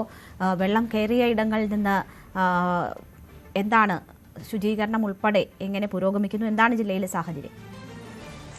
ഞാനിപ്പോൾ നിൽക്കുന്നത് കോട്ടയത്ത് താഴത്തങ്ങാടി മേഖലയിലാണ്. മീനച്ചിലാർ ഏതാണ്ട് കര കവിഞ്ഞ് ഒഴുകുന്ന സാഹചര്യമാണ് ഇവിടെയുള്ളത്. സാധാരണ ഈ വലിയ കിഴക്കൻ വെള്ളം എത്തിക്കഴിഞ്ഞാൽ ഇവിടെ ഇത് തന്നെയാണ് പൊതുവെ സാഹചര്യം ഉണ്ടാകാറുള്ളത്. ഇത് റോഡും ഈ പുഴയും തമ്മിൽ യാതൊരു അകലവുമില്ലാത്ത നിലയിലേക്കാണ് ഇവിടെ വെള്ളം എത്തിച്ചേരാറുള്ളത്. ഇവിടെ നിന്ന് അപ്പുറത്തൊക്കെയുള്ള വീടുകളിൽ നിന്നൊക്കെ ആളുകൾ ഈ ഭാഗത്തേക്ക് വന്നുകൊണ്ടിരിക്കുന്നതാണ് നമുക്ക് കാണാൻ സാധിക്കുന്നത്. ചേട്ടാ, അവിടോട്ട് വണ്ടി പോവില്ല അല്ലേ? അങ്ങോട്ട് വണ്ടി പോകത്തില്ല, ഭയങ്കര വെള്ളമാണ്. എന്താണ് അവിടെ വീടുകളുടെയൊക്കെ ഒരു അവസ്ഥ? അതാണ് ഈ ഭാഗത്ത് ഇവിടെ ഈ വെള്ളക്കെട്ട് തുടങ്ങുന്ന സ്ഥലമാണ്. ഇവിടെ ഇത്രയും വാഹനങ്ങൾ, ഈ അല്പം ഉയരമുള്ള വാഹനങ്ങളൊക്കെ ഇതുവഴി പോകുന്നുണ്ട്. പക്ഷെ അതിനപ്പുറത്തേക്ക് കുറച്ചുകൂടി പോയി കഴിഞ്ഞാൽ ഈ പുഴയും ഈ റോഡും ഒരുപോലെ പോകുന്നതുകൊണ്ട് തന്നെ വല്ലാതെ, അതായത് ഈ ഒഴുക്ക് കാര്യമായി റോഡിലുമുണ്ട് എന്നുള്ളതാണ്. ഇവിടെയൊക്കെ വീടുകളിൽ ഇങ്ങനെ വെള്ളം കയറി നിൽക്കുന്ന സ്ഥിതിയാണ് ഉള്ളത്. അതായത് ഇന്നലെ മുതൽ അതിശക്തമായ മഴ ഇന്നലെ രാത്രി മുതലൊക്കെ തന്നെ കിഴക്കൻ മേഖലയിൽ പെയ്യുന്നുണ്ട്. അതുകൊണ്ട് തന്നെ ഇന്നലെ തന്നെ ഏതാണ്ട് ഈ താഴ്ന്ന പ്രദേശങ്ങൾ, ഈ പടിഞ്ഞാറ് മേഖലയിൽ ഇത് വെള്ളത്തിലായിരുന്നതാണ്. അതുകൊണ്ട് തന്നെ അത് ഇപ്പോഴും തുടരുന്നു. അത് ഇനിയും കൂടാൻ തന്നെയാണ് സാധ്യത എന്നുള്ളതാണ് എടുത്ത് പറയാൻ സാധിക്കുന്നത്. ഇത് കേവലം ഒരു സ്ഥലത്തെ മാത്രം കാഴ്ചയല്ല. ഇത് ഈ ഒരു പഞ്ചായത്ത്, ഇപ്പോൾ കോട്ടയം നഗരസഭയുടെ പടിഞ്ഞാറൻ മേഖലയാണ് ഇത്. ഇവിടെ അങ്ങോട്ട് നോക്കിക്കഴിഞ്ഞാൽ തൊട്ട് അപ്പുറത്താണ് തിരുവാർപ്പ് പഞ്ചായത്തുള്ളത്, അതിനപ്പുറത്താണ് കുമരകമുള്ളത്, ആർപ്പൂക്കരയും ഐമനും ഒക്കെ ഈ പ്രദേശത്തായിട്ടാണ് വരുന്നത്. അതുകൊണ്ട് തന്നെ അവിടെ എല്ലാം തന്നെ ഇതേ സമാനമായ സ്ഥിതിയാണ് ഉള്ളത് എന്നുള്ളതാണ്. ഈ പുഴയുടെ അങ്ങേ കരയിലൊക്കെയുള്ള വീടുകൾ നമുക്ക് കാണാൻ സാധിക്കുന്നുണ്ടാകും. അവിടെയൊക്കെയും വെള്ളം കയറി നിൽക്കുന്ന ഒരു സ്ഥിതിവിശേഷമാണ് ഉള്ളത്. അതായത് കുമരകം റോഡിലേക്കുള്ള ഗതാഗതം ഏതാണ്ട് പൂർണ്ണമായും തടസ്സപ്പെടുന്നു. കിഴക്കൻ മേഖലയിൽ ഇന്നലെ വീണ്ടും രാത്രി ശക്തമായ മഴ പെയ്തതോടെ പാലാ ഈരാറ്റുപേട്ട റോഡിൽ വീണ്ടും വെള്ളം കയറുകയും വാഹന ഗതാഗതം തടസ്സപ്പെടുകയും ഒക്കെ ചെയ്യുന്ന സ്ഥിതി ഉണ്ട്. എന്തായാലും ഇന്നലെ രാത്രി വൈകി വലിയ അലർട്ടിലേക്കൊക്കെ കാര്യങ്ങൾ പോകുന്ന സ്ഥിതി, അതായത് റെഡ് അലർട്ട് പോലെ രാത്രി അത്രയും ശക്തമായ മഴ പെയ്യും എന്നൊക്കെയുള്ള മുന്നറിയിപ്പൊക്കെ രാത്രി വൈകി അർദ്ധരാത്രിയോടുകൂടി വരുന്ന സ്ഥിതിവിശേഷമൊക്കെ ഉണ്ടായിട്ടുണ്ട്. എന്തായാലും ഇന്ന് രാവിലെയും മഴ പെയ്തു. നമ്മളിങ്ങനെ നടന്നു പോകുന്ന സ്ഥലത്ത് ചിലയിടങ്ങളിൽ റോഡിൽ കുറച്ചുകൂടി ആഴം ഉണ്ട്. ഈ റോഡിൻ്റെ ഒരു പോക്കനുസരിച്ചാണ് അതും വരുന്നത്. എന്തായാലും ജനങ്ങളെ സംബന്ധിച്ച് വലിയ ദുരിതപ്പെയ്ത്ത് തുടരുകയാണ്. ഇന്ന് രാവിലെയും ഇപ്പോൾ ചെറിയ ചാറ്റമഴയാണ് നമ്മളിപ്പോൾ സംസാരിക്കുന്ന സമയത്ത്. അതിനപ്പുറത്തേക്ക് പലയിടത്തും ശക്തമായ മഴ പെയ്യുന്നു. ചിലയിടത്ത് ഇടയ്ക്കൊന്ന് മഴ മാറി നിൽക്കുന്ന സാഹചര്യമുണ്ട്. ഇന്നലത്തെ പകലാണെങ്കിൽ കുറച്ചുകൂടി സ്വസ്ഥമായിരുന്നു. ഇത്രയധികം മഴ ഉണ്ടായിരുന്നില്ല. എന്തായാലും ഈ ഒരു വലിയ ദുരിതം ഈ മേഖലയിലാകെ തുടരുകയാണ്. പടിഞ്ഞാറൻ മേഖലയിൽ, പ്രത്യേകിച്ച് കോട്ടയത്തിൻ്റെ പടിഞ്ഞാറൻ മേഖലയിലാകെ. ജി ശ്രീജിത്തിൻ്റെ റിപ്പോർട്ടാണ് കണ്ടത്. കോട്ടയത്ത് ചാറ്റൽ മഴ ഇപ്പോഴുമുണ്ട്, ആശങ്കകൾ തുടരുകയാണ്, ഒപ്പം ജാഗ്രതയും തുടരുന്നുണ്ട്. വയനാട് നിന്ന് ജയരാജ് ബത്തേരി കൂടി നമുക്കൊപ്പം വിവരങ്ങളുമായി ചേരുന്നു. ജയരാജ്, വയനാട്ടിലും മലയോര മേഖലകളിലാണ് വലിയ ബുദ്ധിമുട്ടുകൾ ഇപ്പോഴും ഉള്ളത്. മഴ എങ്ങനെയാണ്? മഴ വിട്ടു നിൽക്കുന്നുണ്ടോ? അത് ആശ്വാസമാണോ? ഈ വിനോദസഞ്ചാര കേന്ദ്രങ്ങളിൽ ഉൾപ്പെടെ നേരത്തെ നൽകിയിരിക്കുന്ന ജാഗ്രതാ നിർദ്ദേശവും മുന്നറിയിപ്പും തുടരുകയാണ്. രേണുക, ഇന്നലെ രാത്രി മുതൽ ഏതാണ്ട് ഈ ഒരു സമയം വരെ വയനാട്ടിൽ പൊതുവെ ഒരു പ്രസന്നമായ കാലാവസ്ഥയാണ് അനുഭവപ്പെടുന്നതെന്ന് തന്നെ നമുക്ക് പറയാൻ കഴിയും. രാവിലെ അല്പനേരം കൽപ്പറ്റയിൽ ചെറിയ തോതിൽ മഴ പെയ്തതൊഴിച്ചാൽ ജില്ലയിലെ മറ്റിടങ്ങളിലെങ്ങും ഇന്ന് മഴ ലഭിച്ചിട്ടില്ല എന്നുള്ളൊരു ആശ്വാസകരമായ വാർത്തയാണ് ഇപ്പോൾ നമുക്ക് പറയാൻ കഴിയുക. നിലവിൽ ഉള്ള നിയന്ത്രണങ്ങളൊന്നും നീക്കിയിട്ടില്ലെങ്കിൽ പോലും മഴയ്ക്ക് നല്ല ശമനമുണ്ട്. ജില്ലയിൽ തെളിഞ്ഞ ഒരു കാലാവസ്ഥയാണ് ഉള്ളത്. കഴിഞ്ഞ ദിവസം ശക്തമായ മഴയെ തുടർന്ന് ജില്ലയിൽ തുറന്ന ദുരിതാശ്വാസ ക്യാമ്പുകളിൽ കഴിയുന്ന കുടുംബങ്ങൾക്ക് ഇന്നത്തെ ഈ തെളിഞ്ഞ കാലാവസ്ഥ വലിയ തോതിലുള്ള ഒരു ആശ്വാസമായിട്ടുണ്ട്. മഴ മാറി നിൽക്കുന്നതിൽ തന്നെ ക്യാമ്പുകളിൽ കഴിയുന്നവർ പകൽ സമയങ്ങളിൽ തങ്ങളുടെ വീടുകൾ സന്ദർശിക്കാനും അതുപോലെ തന്നെ അവിടെയൊക്കെ വൃത്തിയാക്കാനുള്ള ശ്രമങ്ങളൊക്കെ നടക്കുന്നുണ്ട്. എന്തായാലും ക്യാമ്പ് പിരിച്ചു വിട്ടിട്ടില്ല. കാരണം ക്യാമ്പിൽ നിന്ന് ആളുകൾ പോയിട്ടുണ്ടെങ്കിലും തിരിച്ച് മടങ്ങിയെത്തണമെന്നുള്ള നിർദ്ദേശം തന്നെയാണ് കൊടുത്തിട്ടുള്ളത്. അതുപോലെ തന്നെ ബന്ധപ്പെട്ട വകുപ്പുകളുടെയും സന്നദ്ധ പ്രവർത്തകരുടെയും ഒക്കെ ഒരു വാസയോഗ്യമാണോ വീട് എന്നുള്ള ഒരു പരിശോധനയും നടക്കുന്നുണ്ട്. അതുപോലെ തന്നെ ക്യാമ്പുകൾ തുടരും എന്നുള്ളത് തന്നെയാണ് അറിയുന്നത്. പിന്നെ വയനാടിന്റെ ഒരു അവസ്ഥ വെച്ച് ഏത് സമയത്താണ് കാലാവസ്ഥ മാറുക എന്നറിയില്ല. ഇപ്പോഴത്തെ ഒരു അവസ്ഥയിൽ ബത്തേരിയിൽ നിന്ന് ചെറിയ രീതിയിൽ വെയിൽ പോലും ഉണ്ടായിരുന്നു. പക്ഷെ ഇപ്പൊ മൂടിക്കെട്ടിയ ഒരു അവസ്ഥയിലേക്ക് മാറ്റം വന്നിട്ടുണ്ട്. രാവിലെ യെല്ലോ അലർട്ട് ആയിരുന്നത് ഇപ്പോൾ ഓറഞ്ച് അലർട്ട് തന്നെയാണ് നിൽക്കുന്നത്. ജില്ലയിൽ ഇപ്പോൾ മഴക്കെടുതിയെ തുടർന്ന് ഏതാണ്ട് 28 ദുരിതാശ്വാസ ക്യാമ്പുകളിലായി 424 കുടുംബങ്ങളിലെ 1347 പേരാണ് ഇപ്പോൾ ഇത്തരത്തിലുള്ള ദുരിതാശ്വാസ ക്യാമ്പുകളിൽ കഴിയുന്നത്. ഇതിലെ 475 ആളുകൾ പുരുഷന്മാരും 541 സ്ത്രീകളും 331 കുട്ടികളും 79 പ്രായമായവരും 5 ഭിന്നശേഷിക്കാരും 4 ഗർഭിണികളുമാണുള്ളത്. ബത്തേരി താലൂക്കിൽ 15 അതുപോലെ തന്നെ മാനന്തവാടി താലൂക്കിൽ 10 സുൽത്താൻ ബത്തേരി താലൂക്കിൽ 10 ക്യാമ്പുകളായിട്ടാണ് പ്രവർത്തിക്കുന്നത്. എന്തായാലും ഈ ഒരു ദുരിതാശ്വാസ ക്യാമ്പ് പിരിച്ചുവിടില്ല. കാരണം ഈ ഒരു മാസം 6-ാം തീയതി മുതൽ 10-ാം തീയതി വരെ ഒരു കനത്ത മഴയ്ക്കുള്ള സാധ്യതയുണ്ട് എന്നൊക്കെ കാലാവസ്ഥ നിരീക്ഷണ കേന്ദ്രത്തിൽ നിന്ന് അറിയുന്നത് കൊണ്ട് തന്നെ ക്യാമ്പുകൾ പ്രവർത്തിക്കും. പക്ഷെ ഇപ്പോഴത്തെ ഒരു അവസ്ഥയിൽ വയനാട് പൊതുവെ ശാന്തമാണ്. പക്ഷെ ഇനി വൈകുന്നേരം ആകുമ്പോൾ എന്താണ് സ്ഥിതിയെന്ന് അറിയാൻ കഴിയില്ല. എന്തായാലും ആശ്വാസകരമായ വാർത്തയാണ് വയനാട്ടിൽ നിന്ന് ജയരാജ് ബത്തേരി നൽകുന്നത്. ഇപ്പോൾ ശാന്തമാണ്, മഴ കുറഞ്ഞിട്ടുണ്ട്.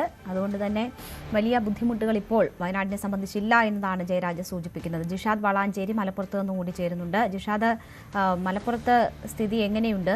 മഴ തുടരുന്നുണ്ടോ? കൂടുതൽ ക്യാമ്പ് തുറക്കേണ്ടുന്ന സാഹചര്യം മലപ്പുറത്തെ സംബന്ധിച്ചുണ്ടോ? ഈ പൊന്നാനി തീരദേശ മേഖലയിലൊക്കെ വലിയ രീതിയിലുള്ള ബുദ്ധിമുട്ട് ആദ്യ ദിവസങ്ങളിൽ തന്നെ ഉണ്ടായിരുന്നു. അവിടുത്തെ ഇപ്പോഴത്തെ സാഹചര്യം എന്താണ്? രേണുക, മലപ്പുറം ജില്ലയിൽ ശക്തമായ മഴ തുടരുന്ന ഒരു സാഹചര്യമാണുള്ളത്. കടലോര മേഖലയെല്ലാം വെള്ളത്തിലാണ്. 28 കുടുംബങ്ങളിൽ നിന്ന് 92 പേരെ മാറ്റി പാർപ്പിച്ചിട്ടുണ്ട്. ഇപ്പൊ അല്പസമയം മുമ്പ്, അതായത് മലപ്പുറം നാടുകാണി പരപ്പനങ്ങാടി പാതയിൽ വൻ മണ്ണിടിച്ചിലുണ്ടായി. അതിന്റെ ദൃശ്യങ്ങളൊക്കെ വന്നതാണ്. കനത്ത മഴയെ തുടർന്ന് ഈ സംസ്ഥാന പാത അടച്ചിരിക്കുകയാണ്. ആദ്യം മണ്ണിടിച്ചിലുണ്ടായ മണിക്കൂറിൽ തന്നെ പിന്നെയും അതേ സ്ഥലത്ത് 2ാം തവണയും മണ്ണിടിച്ചെന്നാണ് ഒരു കാര്യം പറയാനുള്ളത്. മലപ്പുറം വേങ്ങര റൂട്ടിലാണ് ഈ സംഭവം നടന്നത്. എന്തായാലും മഴ തുടരുന്ന ഒരു സാഹചര്യമാണ്. ക്യാമ്പുകളെല്ലാം പ്രവർത്തനരഹിതമാണ്. എറണാകുളം താലൂക്കിലും മഞ്ചേരി വില്ലേജിലും ആണ് ഇപ്പോൾ ക്യാമ്പുകൾ തുറന്നിട്ടുണ്ട്. അതുപോലെ തന്നെ എടവണ്ണ, കൊണ്ടോട്ടി, പൊന്നാനി, നിലമ്പൂർ താലൂക്കുകളിലും ക്യാമ്പുകൾ പ്രവർത്തിച്ചു വരികയാണ്. എന്തായാലും മഴ കനക്കുന്ന ഒരു സാഹചര്യമാണ് മലപ്പുറത്ത് നിൽക്കുന്നത്. പാതകളെല്ലാം വെള്ളത്തിനടിയിലാണ്. അതുപോലെ തന്നെ പുഴകളെല്ലാം നിറഞ്ഞു കവിഞ്ഞുകൊണ്ടിരിക്കുകയാണ്. കടലുണ്ടിപ്പുഴയും അതുപോലെ തന്നെ മറ്റു പുഴകളുമെല്ലാം നിറഞ്ഞു കവിയുന്ന ഒരു സാഹചര്യത്തിലേക്ക് എത്തിക്കൊണ്ടിരിക്കുകയാണ്. കനത്ത മഴ തന്നെയാണ് മലപ്പുറത്ത് തുടർന്നുകൊണ്ടിരിക്കുന്നത്. എന്തായാലും മഴ തുടരുന്ന സാഹചര്യത്തിൽ തന്നെ പ്രദേശങ്ങളിലെല്ലാം ജാഗ്രതാ നിർദ്ദേശമാണ് ജില്ലാ ഭരണകൂടം പുറപ്പെടുവിച്ചിരിക്കുന്നത്. രേണുക, ശരി. ജിഷാദ് വളാഞ്ചേരിയാണ് വിവരങ്ങൾ നൽകിയത് മലപ്പുറത്ത് നിന്ന്. കൂടുതൽ ക്യാമ്പുകൾ തുറന്ന് ആളുകളെ മാറ്റുന്നു. ഏതാണ്ട് 92 പേരെ ഇതിനോടകം മലപ്പുറം ജില്ലയിൽ ക്യാമ്പുകളിലേക്ക് മാറ്റി എന്ന വിവരമാണ് നൽകുന്നത്. കോഴിക്കോട് നിന്ന് MS അനീഷ് കുമാറുണ്ട്. അനീഷ്, കോഴിക്കോട് മലയോര മേഖലകളിൽ ഇപ്പോഴും മഴ തുടരുന്ന സാഹചര്യമാണോ ഉള്ളത്? വെള്ളിപ്പറമ്പിൽ വീട് ഭാഗികമായി തകർന്നതുൾപ്പെടെ ഉള്ള വിവരങ്ങൾ അവിടെ നിന്ന് വരുന്നുണ്ടായിരുന്നു. ഇപ്പോൾ മഴ വിട്ടുനിൽക്കുകയാണോ? എന്താണ് സാഹചര്യം ജില്ലയിൽ? കോഴിക്കോട് ജില്ലയുടെ വിവിധ മേഖലകളിൽ ഇപ്പോൾ മഴയ്ക്ക് നേരിയ ശമനമുണ്ടെങ്കിൽ പോലും വെള്ളക്കെട്ട് വളരെ രൂക്ഷമായി നിൽക്കുന്നു. നമുക്കൊപ്പം ഈ ഒരു ചേട്ടനാണ് ഇപ്പോൾ വരുന്നത്, കക്കോടി ഭാഗത്തു നിന്നാണ്. ചേട്ടാ, ഏത് ഭാഗത്താ വീട്? എവിടെ ആയിട്ടാ വീട്? ശരിക്കും അവിടെയാണ്. പോകുന്ന ഒരു വീടുണ്ട്, അവിടെ വെള്ളം സാധനം എടുത്ത് വെച്ചിരുന്നത്. എവിടെ വരെ വെള്ളമുണ്ട്? ഈ കഴുത്ത് ഇവിടെ വീടുകളൊക്കെ മുങ്ങി ഏകദേശം. വീട്ടിലൊക്കെ വെള്ളം കയറിയിട്ടുണ്ട്. ആണല്ലേ? അങ്ങോട്ട് കയറിയിട്ടുണ്ടല്ലോ വീട്ടിൽ. അതായത് ചേട്ടൻ സാധനങ്ങൾ എടുത്ത് മാറ്റാൻ വേണ്ടി പോയിരിക്കുകയാണ്. ഇവിടെ വീടുകളിലൊക്കെ ഏതാണ്ട് അരയ്ക്ക് മുകളിൽ കഴുത്തോളം വെള്ളത്തിൽ നിൽക്കുന്ന ഒരു സാഹചര്യം. ഇന്നലെ രാത്രി മുതൽ തന്നെ ആളുകളെ മറ്റ് ഇടങ്ങളിലേക്ക് മാറ്റിപ്പാർപ്പിക്കുന്നതിനുള്ള നീക്കം ഫയർഫോഴ്സ് ഉദ്യോഗസ്ഥരുടെ ഭാഗത്തു നിന്നും ഉണ്ടാവുന്നുണ്ടായിരുന്നു. സമാനമായ സ്ഥിതി തന്നെയാണ് കണ്ണാടിക്കൽ, പറമ്പിൽത്താഴം, പറമ്പിൽ ബസാർ, അങ്ങനെ ഒരുപാട് മേഖലകൾ ഇപ്പോൾ വെള്ളക്കെട്ടിലേക്ക് മാറിയിരിക്കുന്നു. പ്രത്യേകിച്ചും ഈ ഡാമുകളൊക്കെ തുറന്നു വിടുന്നതിനെ തുടർന്ന് വലിയ ഒരു വെള്ളത്തിന്റെ ഒഴുക്ക് താഴ്ന്ന പ്രദേശങ്ങളിലേക്ക് ഉണ്ടാവുന്നുണ്ട്. കഴിഞ്ഞ ഏതാനും മണിക്കൂറുകളായി മഴയ്ക്കൊരു നേരിയ ശമനമുണ്ടെങ്കിൽ പോലും വെള്ളം ഒഴുകിക്കൊണ്ടിരിക്കുന്ന ഒരു സാഹചര്യമാണ്. ചേട്ടാ, ഏത് ഭാഗത്താ വീട്? എവിടെ ആയിട്ടാ? അംഗനവാടിന്റെ അടുത്ത്, പിഞ്ചു അംഗനവാടിന്റെ അടുത്ത്. അവിടെ എവിടെ വരെ വെള്ളമുണ്ട്? അവിടെ ഒരാൾക്കുള്ള വെള്ളം അവിടെ ഉണ്ട്. എപ്പോഴാണ് ഈ വെള്ളം ഇത്രയും കയറി തുടങ്ങിയത്? അത് 12 കേസാപ്പോ രാത്രി 12 കേസാ കുഞ്ഞാ കയറാൻ കഴിഞ്ഞില്ല. രാവിലെ കയറാൻ തുടങ്ങിയിട്ടുണ്ട് ഇന്നലെ. പിന്നെ ഇപ്പൊ 12 കേസാ കയറിയില്ല. ഇപ്പൊ ഉച്ച കേസാപ്പോ കേസോട് കൂടി. ഈ സാധനങ്ങളൊക്കെ മാറ്റിയായിരുന്നു? ഒക്കെ മുകളിലേക്ക് കയറ്റിച്ചാ. മുകളിലേക്ക് കയറ്റിച്ചാ. ഞങ്ങളിപ്പോ ഫോണിൽ ചാർജ് പോയി. അപ്പൊ അതൊക്കെ ചാർജ് ആക്കാൻ വേണ്ടി വന്നാ. വീട്ടിലുള്ളവരെയൊക്കെ മാറ്റിയായിരുന്നു? ഓലക്കാടുണ്ട്.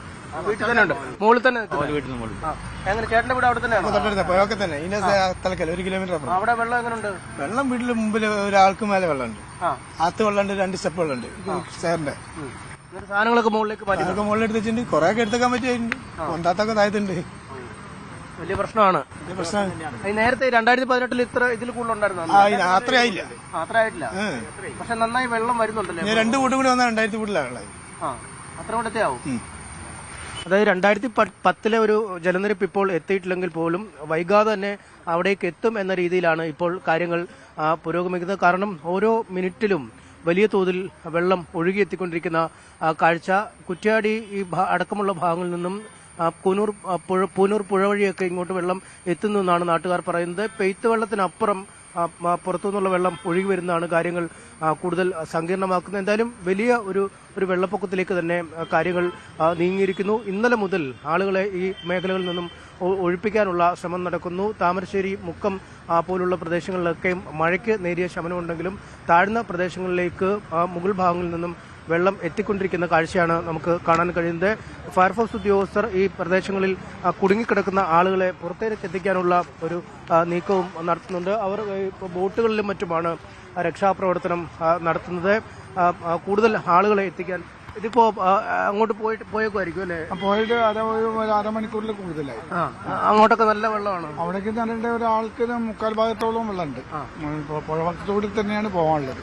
അപ്പൊ ഇന്നലെ മുതൽ നിങ്ങൾ ഒഴിപ്പിക്കൽ ആരംഭിച്ചാണ്? ഇന്നലെ മുതൽ ആരംഭിച്ചിട്ടുണ്ട്. ഇന്നലെ രാത്രി ഒരു 12:30 മണിയോട് കൂടിയിട്ടാണ് ഞങ്ങളൊന്ന് സ്റ്റോപ്പ് ചെയ്തത്. അത് കഴിഞ്ഞ് ഇന്ന് രാവിലെ ഒരു 5-5:30 മണിയോട് കൂടിയിട്ട് വീണ്ടും സ്റ്റാർട്ട് ചെയ്തിട്ടുണ്ട്. ഒരുപാട് പേരെ മാറ്റുന്നുണ്ടല്ലേ? ഒരുപാട് പേരെ മാറ്റിയിട്ടുണ്ട്. അത് പല സ്ഥലത്തുനിന്നായിട്ടാണ് മാറ്റിയത്. ചെറുവറ്റ, മൂയിക്കല്, ആ ഭാഗത്തു നിന്നൊക്കെ ആളെ മാറ്റിയിട്ടുണ്ട്. 2018 നിരപ്പായിട്ടില്ലെങ്കിലും ഏതാണ്ട് അങ്ങോട്ട് നീങ്ങുന്ന പോലെ. അതെ അതെ അതെ. 2018 എത്തിയിട്ടില്ല. എന്നാലും ഏകദേശം രീതിയിലേക്ക് തന്നെ ഒഴുക്ക് കാര്യങ്ങളൊക്കെ വളരെ ഗംഭീരമായിട്ട് തന്നെ ഇവിടെ നടക്കുന്നുണ്ട്. ഇതിപ്പോ പെയ്ത്ത് വെള്ളമല്ല, ഒഴുകി വരുന്ന വെള്ളമാണ്. ഒഴുക്ക് വെള്ളമാണ്. ഈ പുഴയൊക്കെ ഏതാണ്ട് കവിഞ്ഞല്ലേ? പുഴ കവിഞ്ഞ് ഒഴുകാൻ തുടങ്ങിയിട്ടുണ്ട്. കണ്ണാടിക്കൽ ഭാഗത്തൊക്കെ കാര്യമായിട്ട് കവിഞ്ഞൊഴുകാൻ ഇന്നലെ തുടങ്ങിയിട്ടുണ്ട്. ഇന്നലെ രാവിലെ ഒരു 11 മണിയോട് കൂടിയിട്ട് തന്നെ പുഴയിൽ നിന്ന് വെള്ളം ഇപ്പം വയലിലേക്ക് എടുക്കാൻ തുടങ്ങിയിട്ടുണ്ട്. ഇപ്പം പുറത്തോട്ട് ഇറങ്ങുന്നില്ല വെള്ളം, അതാണ് കെട്ടിക്കിടക്കുന്നത്. ഇതാണ് നഗരത്തിലെ താഴ്ന്ന പ്രദേശങ്ങൾ, പ്രത്യേകിച്ചും ഈ കക്കോടി, പറമ്പിൽ ബസാർ, തടമ്പാട് താഴം, കണ്ണാടിക്കൽ മേഖലകൾ വലിയ ഒരു വെള്ളക്കെട്ടിലേക്ക് തന്നെ കാര്യങ്ങൾ നീങ്ങുകയാണ്. ഒപ്പം മഴയ്ക്ക് ശമനമുണ്ടായെങ്കിലും ഈ വെള്ളത്തിന് വരവിന് മാത്രം ശമനമില്ലാത്ത ഒരു അവസ്ഥയാണ്. വെള്ളിപ്പറമ്പിൽ ഒരു വീട് ഇടിഞ്ഞു പോകുന്ന സാഹചര്യമുണ്ടായി. അത്തരത്തിൽ പലയിടങ്ങളിലും മരങ്ങളും മറ്റും കടപുഴകി വീഴുന്നുണ്ട്. വീടുകളുടെ ഭാഗങ്ങൾ, അടുക്കളയും മറ്റും ഇടിഞ്ഞുപോയ കാര്യങ്ങളും റിപ്പോർട്ട് ചെയ്യപ്പെടുന്നു. എന്തായാലും വലിയ ആശങ്കയിലേക്ക് തന്നെയാണ് കാര്യങ്ങൾ നീങ്ങുന്നത്. ഒരു പ്രളയ സമാനമായ സാഹചര്യം ആണ് ഇപ്പോൾ കോഴിക്കോട് ജില്ലയുടെ അല്ലെങ്കിൽ കോഴിക്കോട് നഗരത്തിന്റെ താഴ്ന്ന പ്രദേശങ്ങളിൽ ഇപ്പോൾ നിലനിൽക്കുന്നത്. എസ് അനീഷ് കുമാറാണ് അവിടെ നിന്നുമുള്ള വിവരങ്ങൾ നൽകിയത്. പാലക്കാട് നെല്ലിയാമ്പതി ചുരത്തിൽ KSRTC ബസ് മറിഞ്ഞ് 2 മരണം. യാത്രക്കാരിയായ ജയന്തിയാണ് മരിച്ചത്. ഒരാൾ. നിരവധി പേർക്ക് പരിക്കേൽപ്പറ്റി. നെല്ലിയാമ്പതിയിൽ നിന്നും വരികയായിരുന്ന ബസ്സാണ് മറിഞ്ഞത്. പരിക്കേറ്റവരെ ആശുപത്രികളിലേക്ക് മാറ്റി. ബസ്സിൽ 72 പേർ ഉണ്ടായിരുന്നു. പോത്തുണ്ടി ചെക്ക് പോസ്റ്റിന് സമീപം എത്തുമ്പോഴാണ് ബസിന്റെ ബ്രേക്ക് നഷ്ടപ്പെട്ടത്. സംരക്ഷണ ഭിത്തിയിൽ ഇടിച്ച ശേഷം തൊട്ടപ്പുറത്തേക്ക് മരത്തിലിടിച്ച് നിൽക്കുകയായിരുന്നു ബസ്. അപകടത്തിൽപ്പെട്ട ആളുകളെ നെന്മാറ താലൂക്ക് ആശുപത്രിയിലും സമീപത്തുള്ള സ്വകാര്യ ആശുപത്രിയിലും പാലക്കാട് ജില്ലാ ആശുപത്രിയിലേക്കും മാറ്റി.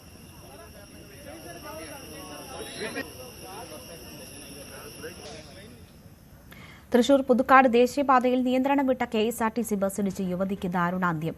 കാഞ്ഞൂർ പൊരന്തരപ്പിള്ളി സ്വദേശിനി സിന്ധുവാണ് മരിച്ചത്. രാവിലെ 8 മണിയോടെയായിരുന്നു അപകടം. ചാലക്കുടി ഭാഗത്തേക്ക് പോയിരുന്ന ബസ് നിയന്ത്രണം വിട്ട് സമീപത്തെ കെട്ടിടത്തിലേക്ക് ഇടിച്ചു കയറുകയായിരുന്നു. ഡ്രൈവർക്ക് വാഹനം ഓടിക്കുന്നതിനിടയിൽ തല കറങ്ങിയതാണ് അപകടത്തിന് കാരണം.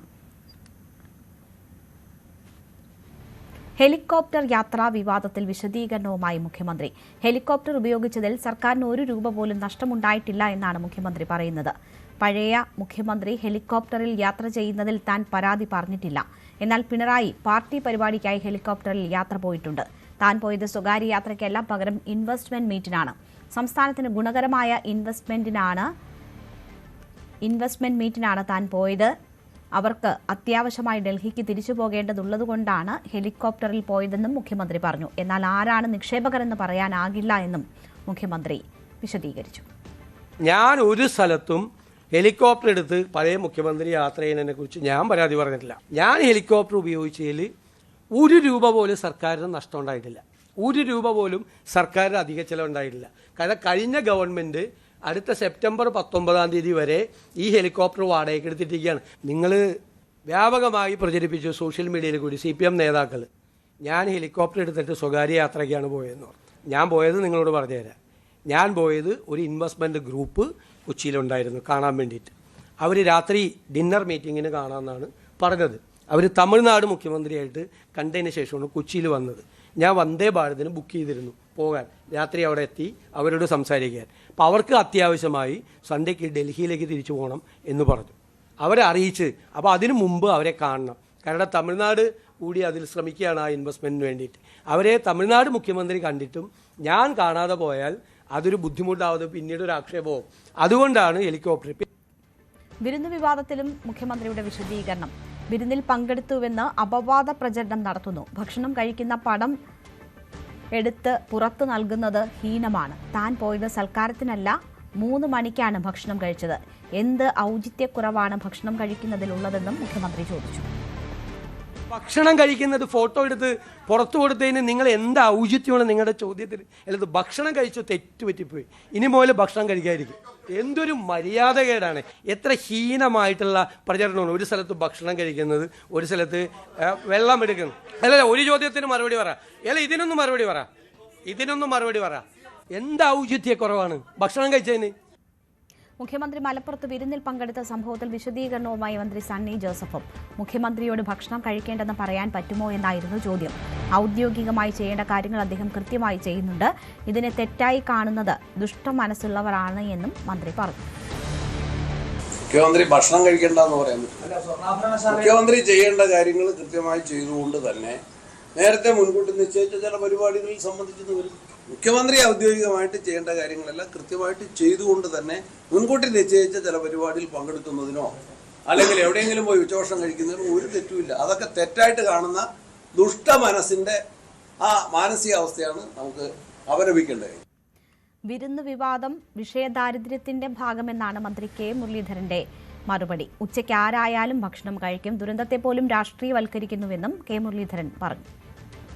ഒരിടത്ത് ഊണ് ഏർപ്പാട് ചെയ്ത് അവിടെ പോയിട്ട് ഊണ് കഴിച്ചു എന്നല്ലാതെ ഊണ് കഴിക്കുന്ന പോലും തെറ്റാണെന്നുള്ള അത് ഈ പറയുന്നത് വിഷയദാരിദ്ര്യത്തിന്റെ ഉദാഹരണമാണ്. ഒരു ദുരന്തത്തിനെ പോലും രാഷ്ട്രീയ മുതലെടുപ്പിന് ശ്രമിക്കുന്നത് തികച്ചും ദൗർഭാഗ്യകരമാണ്. ഇതിങ്ങനെ ചെയ്യാൻ പാടില്ല. ഞങ്ങളൊക്കെ മുമ്പ് പ്രളയം ഉണ്ടായ സമയത്ത് പോലും നിയമസഭയിൽ വിമർശിച്ചിട്ടുണ്ട് പോരായ്മകളെ കുറിച്ച്. പക്ഷേ ഇതുപോലെ അന്ന് പിണറായി വിജയൻ എവിടെ നിന്നൊക്കെ ഭക്ഷണം കഴിച്ച് ഞങ്ങൾ എവിടെയെങ്കിലും പറഞ്ഞിട്ടുണ്ടോ? ഭക്ഷണത്തിന് എന്താ ആർഭാടം? ഇഡി ഉദ്യോഗസ്ഥരെ ആക്രമിച്ച കേസിൽ 9 പ്രതികൾക്ക് ജാമ്യം. ഉപാധികളോടെയാണ് ഹൈക്കോടതി ജാമ്യം നൽകിയത്. കേസിൽ പ്രഥമദൃഷ്ട്യാ തെളിവുണ്ടെന്ന് കോടതി നിരീക്ഷിച്ചു. എന്നാൽ വധശ്രമം പ്രഥമദൃഷ്ട്യാ നിലനിൽക്കില്ല. പ്രതികൾ 67 ദിവസമായി ജയിലിലാണെന്നും കോടതി ചൂണ്ടിക്കാട്ടി. ഇഡി ഉദ്യോഗസ്ഥരെ ആക്രമിച്ച കേസിൽ ഇപ്പോൾ 9 പ്രതികൾക്കാണ് ഹൈക്കോടതി ജാമ്യം അനുവദിച്ചിരിക്കുന്നത്. ഇതിൽ ആദ്യം 7 പ്രതികളുടേത് അപേക്ഷകൾ ഉണ്ടായിരുന്നെങ്കിൽ ഇന്ന് 2 പ്രതികളുടെ കൂടി അപേക്ഷകൾ കോടതിക്ക് മുന്നിലേക്ക് വരികയായിരുന്നു. അങ്ങനെ 9 പ്രതികൾക്ക് ജാമ്യം അനുവദിച്ചിട്ടുണ്ട്. 4 പ്രതികളുടെ കൂടി ജാമ്യാപേക്ഷ നാളെ കോടതി പരിഗണിക്കുന്നുണ്ട്. അതിൽ കോടതി പ്രത്യേകം എടുത്തു പറഞ്ഞത് ഇതിൽ വധശ്രമം അടക്കമുള്ള കാര്യങ്ങൾ ഇവർക്കെതിരെ ചുമത്തിയിരുന്നാൽ വധശ്രമം കേസ് നിലനിൽക്കില്ല. അവർക്കെതിരെ ചുമത്തിയ കുറ്റങ്ങൾ നിലനിൽക്കില്ല. കേസ് അതീവ ഗൗരവം തന്നെയാണ്. ഉദ്യോഗസ്ഥരെ ആക്രമിച്ചത് എന്നത് ഗൗരവതരമായിട്ട് തന്നെയാണ് കോടതി കാണുന്നത്. ഗുരുതരമായ കുറ്റകൃത്യം തന്നെയാണ്. എന്നാൽ വധശ്രമം ചുമത്തിയ സാഹചര്യങ്ങൾ നിലനിൽക്കുന്നതല്ല എന്ന് കോടതി പറയുകയുണ്ടായി. അതോടൊപ്പം തന്നെയാണ് ഈ പ്രതികൾ കഴിഞ്ഞ 67 ദിവസമായി ജയിലിൽ തുടരുകയാണ്. ആ സാഹചര്യം കൂടി പരിഗണിക്കേണ്ടതുണ്ട് എന്നത് കോടതി പറയുകയുണ്ടായി. പ്രതികൾ ഇനി തിരുവനന്തപുരം കന്റോൺമെന്റ് അസിസ്റ്റന്റ് കമ്മീഷണർക്ക് മുൻപാകെ ഓഫീസിൽ ഹാജരാകേണ്ടതുണ്ട്. മറ്റ് തുടർ നടപടികൾക്ക് വേണ്ടി ഹാജരാകേണ്ടതുണ്ട് എന്നത് വ്യക്തമാക്കുകയും ചെയ്തു. കഴിഞ്ഞ 2 തവണ സെഷൻസ് കോടതിയിൽ ഇവരുടെ ജാമ്യാപേക്ഷ വന്നിരുന്നെങ്കിലും ഈ ജാമ്യാപേക്ഷ തള്ളുകയായിരുന്നു. തുടർന്നാണ് ഇവർ ഹൈക്കോടതിയെ സമീപിക്കുകയും ചെയ്തത്. ഹൈക്കോടതി ഇന്ന് കേസ് പരിഗണിക്കുകയും 9 പ്രതികൾക്ക് ഈ കേസിൽ ജാമ്യം അനുവദിക്കുകയും ചെയ്യുകയുമായിരുന്നു. ഇതിൽ കഴിഞ്ഞ ദിവസങ്ങളിൽ എതിർ സത്യവാങ്മൂലം ഇഡി സമർപ്പിച്ചിരുന്നു. എൻഫോഴ്സ്മെന്റ് ഡയറക്ടറേറ്റ് സമർപ്പിച്ചിരുന്നു. അതിൽ പറഞ്ഞിരുന്നത് ഇതിൽ കൂടുതൽ അന്വേഷണം നടത്തേണ്ടതുണ്ട് ഈ കേസുമായി ബന്ധപ്പെട്ടുകൊണ്ട്. കാരണം ഇതിൽ ആക്രമിക്കുക ചെയ്തത് പ്രതികളാണെങ്കിൽ കൂടിയും ഇതിൽ നിർദ്ദേശം നൽകുകയും ഈ കേസുമായി ബന്ധപ്പെട്ടുകൊണ്ട് കുറ്റകരമായ ഗൂഢാലോചന നടന്നിരിക്കുകയും ചെയ്തിട്ടുണ്ട്. അത് നേതാക്കന്മാരാണ്. അവർക്കെതിരായ തെളിവുകൾ കൂടി ഈ കേസുമായി ബന്ധപ്പെട്ടുകൊണ്ട് കണ്ടെത്തേണ്ട സാഹചര്യമുണ്ട്. അതുകൊണ്ട് അന്വേഷണം കൂടുതൽ ഊർജിതമാക്കേണ്ടതുണ്ട്. ഇതെല്ലാം തന്നെ ഇഡിയുടെ എതിർ സത്യവാങ്മൂലത്തിൽ ചൂണ്ടിക്കാണിച്ചിരുന്നു. ഉദ്യോഗസ്ഥർക്കെതിരെ വധശ്രമം തന്നെയാണ് നടന്നിരിക്കുന്നത്. പലർക്ക് പരിക്കേൽക്കുന്ന സാഹചര്യമുണ്ടായിരുന്നു. അതെല്ലാം തന്നെ ഈ എതിർ സത്യവാങ്മൂലത്തിൽ കഴിഞ്ഞ ദിവസം കോടതിയിൽ സമർപ്പിച്ചപ്പോൾ ഇഡി വ്യക്തമാക്കുകയും ചെയ്തിരുന്നു. എന്നാൽ ഈ വധശ്രമം അടക്കമുള്ള കാര്യങ്ങൾ നിലനിൽക്കുന്നതല്ല എന്നതാണ് ഇന്ന് ഹൈക്കോടതിയുടെ ഭാഗത്ത് നിന്ന് കോടതിയുടേതായ നിരീക്ഷണമുണ്ടായത്. പക്ഷേ കേസിന്റെ കുറ്റകരമായ വസ്തുതകളുണ്ട്. ഗൗരവതരമായ ഒരു കേസ് തന്നെയാണെന്ന് ഹൈക്കോടതി സമർത്ഥിക്കുകയും ചെയ്തിട്ടുണ്ട്. ഇതിൽ 9 പ്രതികൾക്ക് ഇന്ന് ജാമ്യം അനുവദിക്കുന്നു. നാളെ 4 പ്രതികളുടെ കൂടി ജാമ്യാപേക്ഷ ഹൈക്കോടതിക്ക് മുന്നിലേക്ക് എത്തുമെന്ന് തന്നെയാണ് മനസ്സിലാക്കാൻ സാധിക്കുന്നത്. പ്രതിപക്ഷ നേതാവ് പിണറായി വിജയന്റെ വീട്ടിൽ ഈ എക്സാലോജിക്ക CMRL മാസപ്പടി കേസുമായി ബന്ധപ്പെട്ട് ഇഡി ഉദ്യോഗസ്ഥർ നടത്തിയ പരിശോധനയിൽ വലിയ രീതിയിൽ പ്രതിഷേധം CPMന്റെ ഭാഗത്തുനിന്ന്, പ്രവർത്തകരുടെ ഭാഗത്തുനിന്ന്, നേതാക്കളുടെ ഭാഗത്തുനിന്ന് ഉണ്ടായിരുന്നു. അതിൽ പരിശോധന കഴിഞ്ഞ് പുറത്തേക്ക് ഇറങ്ങുമ്പോഴാണ് ഉദ്യോഗസ്ഥരുടെ വാഹനവ്യൂഹങ്ങൾക്ക് നേരെ ആക്രമണം ഉണ്ടാകുന്നത്. ഇതിൽ ഇഡി ഉദ്യോഗസ്ഥർക്കടക്കം പരിക്കേൽക്കുകയും ചെയ്തു. തുടർന്ന് ഈ കേസെടുക്കുകയും നിരവധി CPM പ്രവർത്തകർ അറസ്റ്റിലാകുകയും ചെയ്തിരുന്നു. പിന്നീട് ജാമ്യാപേക്ഷ 2 തവണയായിട്ട് സെഷൻസ് കോടതി തള്ളുകയും ചെയ്തു. ഇതാണ് കേസിന്റെ സാഹചര്യം. തുടർന്നാണ് പ്രതികൾ ഹൈക്കോടതിയിലേക്ക് ജാമ്യാപേക്ഷ സമർപ്പിച്ചുകൊണ്ട് എത്തുകയും ചെയ്തത്. ഡാനി പോളാണ് വിവരങ്ങൾ നൽകിയത്. കശുവണ്ടി കോർപ്പറേഷൻ അഴിമതി കേസിൽ പ്രതിയായ KA Ratheesh khadi board secretary സ്ഥാനം രാജിവെച്ചു. റൂട്ടോണിക്സ് MD സ്ഥാനവും നഷ്ടമാകും. മുഖ്യമന്ത്രി രാജി ആവശ്യപ്പെട്ടിരുന്നു. രതീഷ് സ്ഥാനത്ത് തുടരുന്നതിൽ ഹൈക്കോടതിയും വിമർശനം ഉന്നയിച്ചിരുന്നു. 600 കോടിയുടെ കശുവണ്ടി ഇറക്കുമതി കേസിൽ പ്രതിയാണ് രതീഷ്. പ്രത്യേക ദുഷ്ടലക്ഷ്യത്തോടെയുള്ള നീക്കമാണ് തനിക്കെതിരെ നടക്കുന്നതെന്നും കോടതിയെ സമീപിക്കുമെന്നും രതീഷ് വ്യക്തമാക്കി. കശുവണ്ടി വികസന കോർപ്പറേഷനെ സംബന്ധിച്ചിടത്തോളം ഗവൺമെന്റ് കാലാകാലങ്ങളിൽ തന്നുകൊണ്ടിരിക്കുന്ന പൈസ, ആ പൈസയെ സംബന്ധിച്ചിടത്തോളം നമ്മൾ ആ ബാങ്കിൽ കൊണ്ടിട്ടാൽ ആ പൈസ അവർ ESI PF ഇതുപോലുള്ള സാധനങ്ങളെല്ലാം അവർ റിക്കവർ ചെയ്ത് കൊണ്ടുപോകും. ഇതെല്ലാം ഓവർകം ചെയ്താണ് ഞാൻ ആ സ്ഥാപനം നടത്തിക്കൊണ്ടു പോരുന്നത്. ഞാൻ വളരെ വ്യക്തമായി വിനയത്തോടുകൂടി ഞാൻ ചോദിക്കുകയാണ്, ഇതുപോലെ ഞാൻ നടത്തിയതുപോലെ ജോലി നടത്താൻ ആരെയെങ്കിലും കഴിയുമുണ്ടെങ്കിൽ അവർ ചെയ്യട്ടെ. പ്രഥമ ദൃഷ്ടിയാ കേസുണ്ടെന്ന് പറഞ്ഞിട്ടുണ്ടെന്നാണ് പറയുന്നത്. നിങ്ങൾ CBIയുടെ ചാർജ് ഷീറ്റ് എടുത്ത് വായിച്ചു നോക്കണം. അതിനകത്ത് എവിടെയും അതുപോലെ തന്നെ ബഹുമാനപ്പെട്ട ഹൈക്കോടതിയുടെ ഒരു വിധിക്കകത്ത് പ്രഥമ ദൃഷ്ട്യാ കേസുണ്ടെന്ന് പറഞ്ഞുകൊണ്ടാണ് പറയുന്നത്.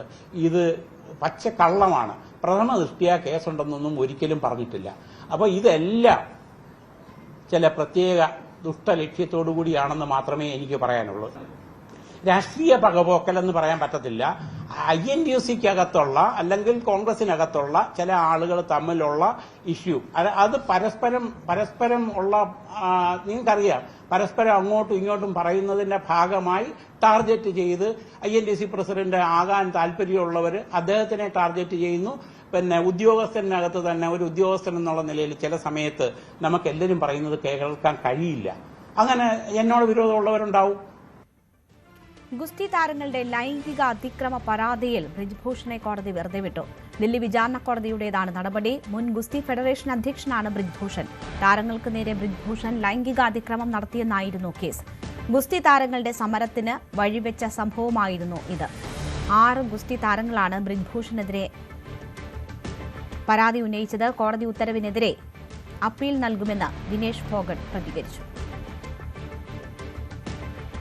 ലോകത്തെ ആദ്യത്തെ ഏറ്റവും വലിയ സാരി പൂക്കളം തീർത്ത് ലോക റെക്കോർഡ് നേടി കേരളത്തിലെ പ്രമുഖ വെഡ്ഡിംഗ് ടെക്സ്റ്റൈൽസ് ഡെസ്റ്റിനേഷനായ മഹാറാണി വെഡ്ഡിംഗ് കളക്ഷൻസ്. പരമ്പരാഗത രീതിയിലുള്ള പൂക്കളത്തിന് പകരം സാരികൾ മാത്രം ഉപയോഗിച്ചൊരുക്കിയ ഏറ്റവും വലിയ പൂക്കളം എന്ന റെക്കോർഡാണ് തൊടുപുഴയിലെ മഹാറാണി വെഡ്ഡിംഗ് കളക്ഷൻസ് സ്വന്തമാക്കിയത്. യൂണിവേഴ്സൽ റെക്കോർഡ്സ് ഫോറമാണ് റെക്കോർഡ് പ്രഖ്യാപിച്ചത്. വൈറ്റില ഫോറം മാളിൽ നടന്ന ചടങ്ങിൽ മൾട്ടിപ്പിൾ ഗിന്നസ് റെക്കോർഡ് ഹോൾഡറും URF ചീഫ് എഡിറ്ററുമായ സുനിൽ ജോസഫിൽ നിന്നും Maharani wedding collections MD Riyas VA സാക്ഷ്യപത്രം ഏറ്റുവാങ്ങി. വൈറ്റില ഫോറം മാളിലെ വിശാലമായ ഗ്രൗണ്ട് ഫ്ലോറിൽ 2000 ചതുരശ്ര അടി വിസ്തീർണത്തിൽ വൈവിധ്യമാർന്ന നിറങ്ങളിലുള്ള സിൽക്ക്, കാഞ്ചീപുരം പട്ട് ഉൾപ്പെടെയുള്ള 2100 സാരികൾ ഉപയോഗിച്ചാണ് പൂക്കളം ഒരുക്കിയത്. മഹാറാണിയെ സംബന്ധിച്ചിടത്തോളം ഇതൊരു അഭിമാനകരമായ സന്ദർഭത്തിലാണ് ഇന്നിവിടെ നിൽക്കുന്നത്. 5000 കളറുകൾ കൊണ്ട് 2100 പട്ടുസാരികൾ ഉപയോഗിച്ച് 2000 സ്ക്വയർ ഫീറ്റ് വരുന്ന ഒരു സാരി പൂക്കളമാണ് നമ്മളിന്നിവിടെ തയ്യാറാക്കിയിട്ടുള്ളത്. സാരികളുടെ വിൽപ്പന തുടങ്ങിയ കാലം മുതൽ സാരികൾ കൊണ്ട് എന്തെങ്കിലും ഒരു വിസ്മയം തീർക്കണമെന്നുള്ളൊരു ആഗ്രഹം എപ്പോഴും ടീമിൻ്റെ ഉള്ളിലുണ്ടായിരുന്നു.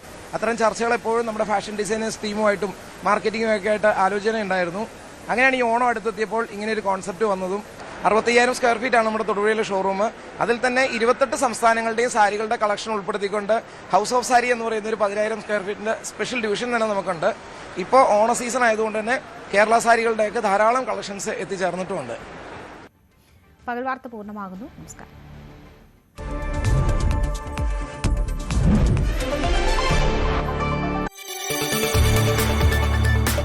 കൂടുതൽ വാർത്തകൾക്ക് news 18 Keralam YouTube channel subscribe ചെയ്യുക.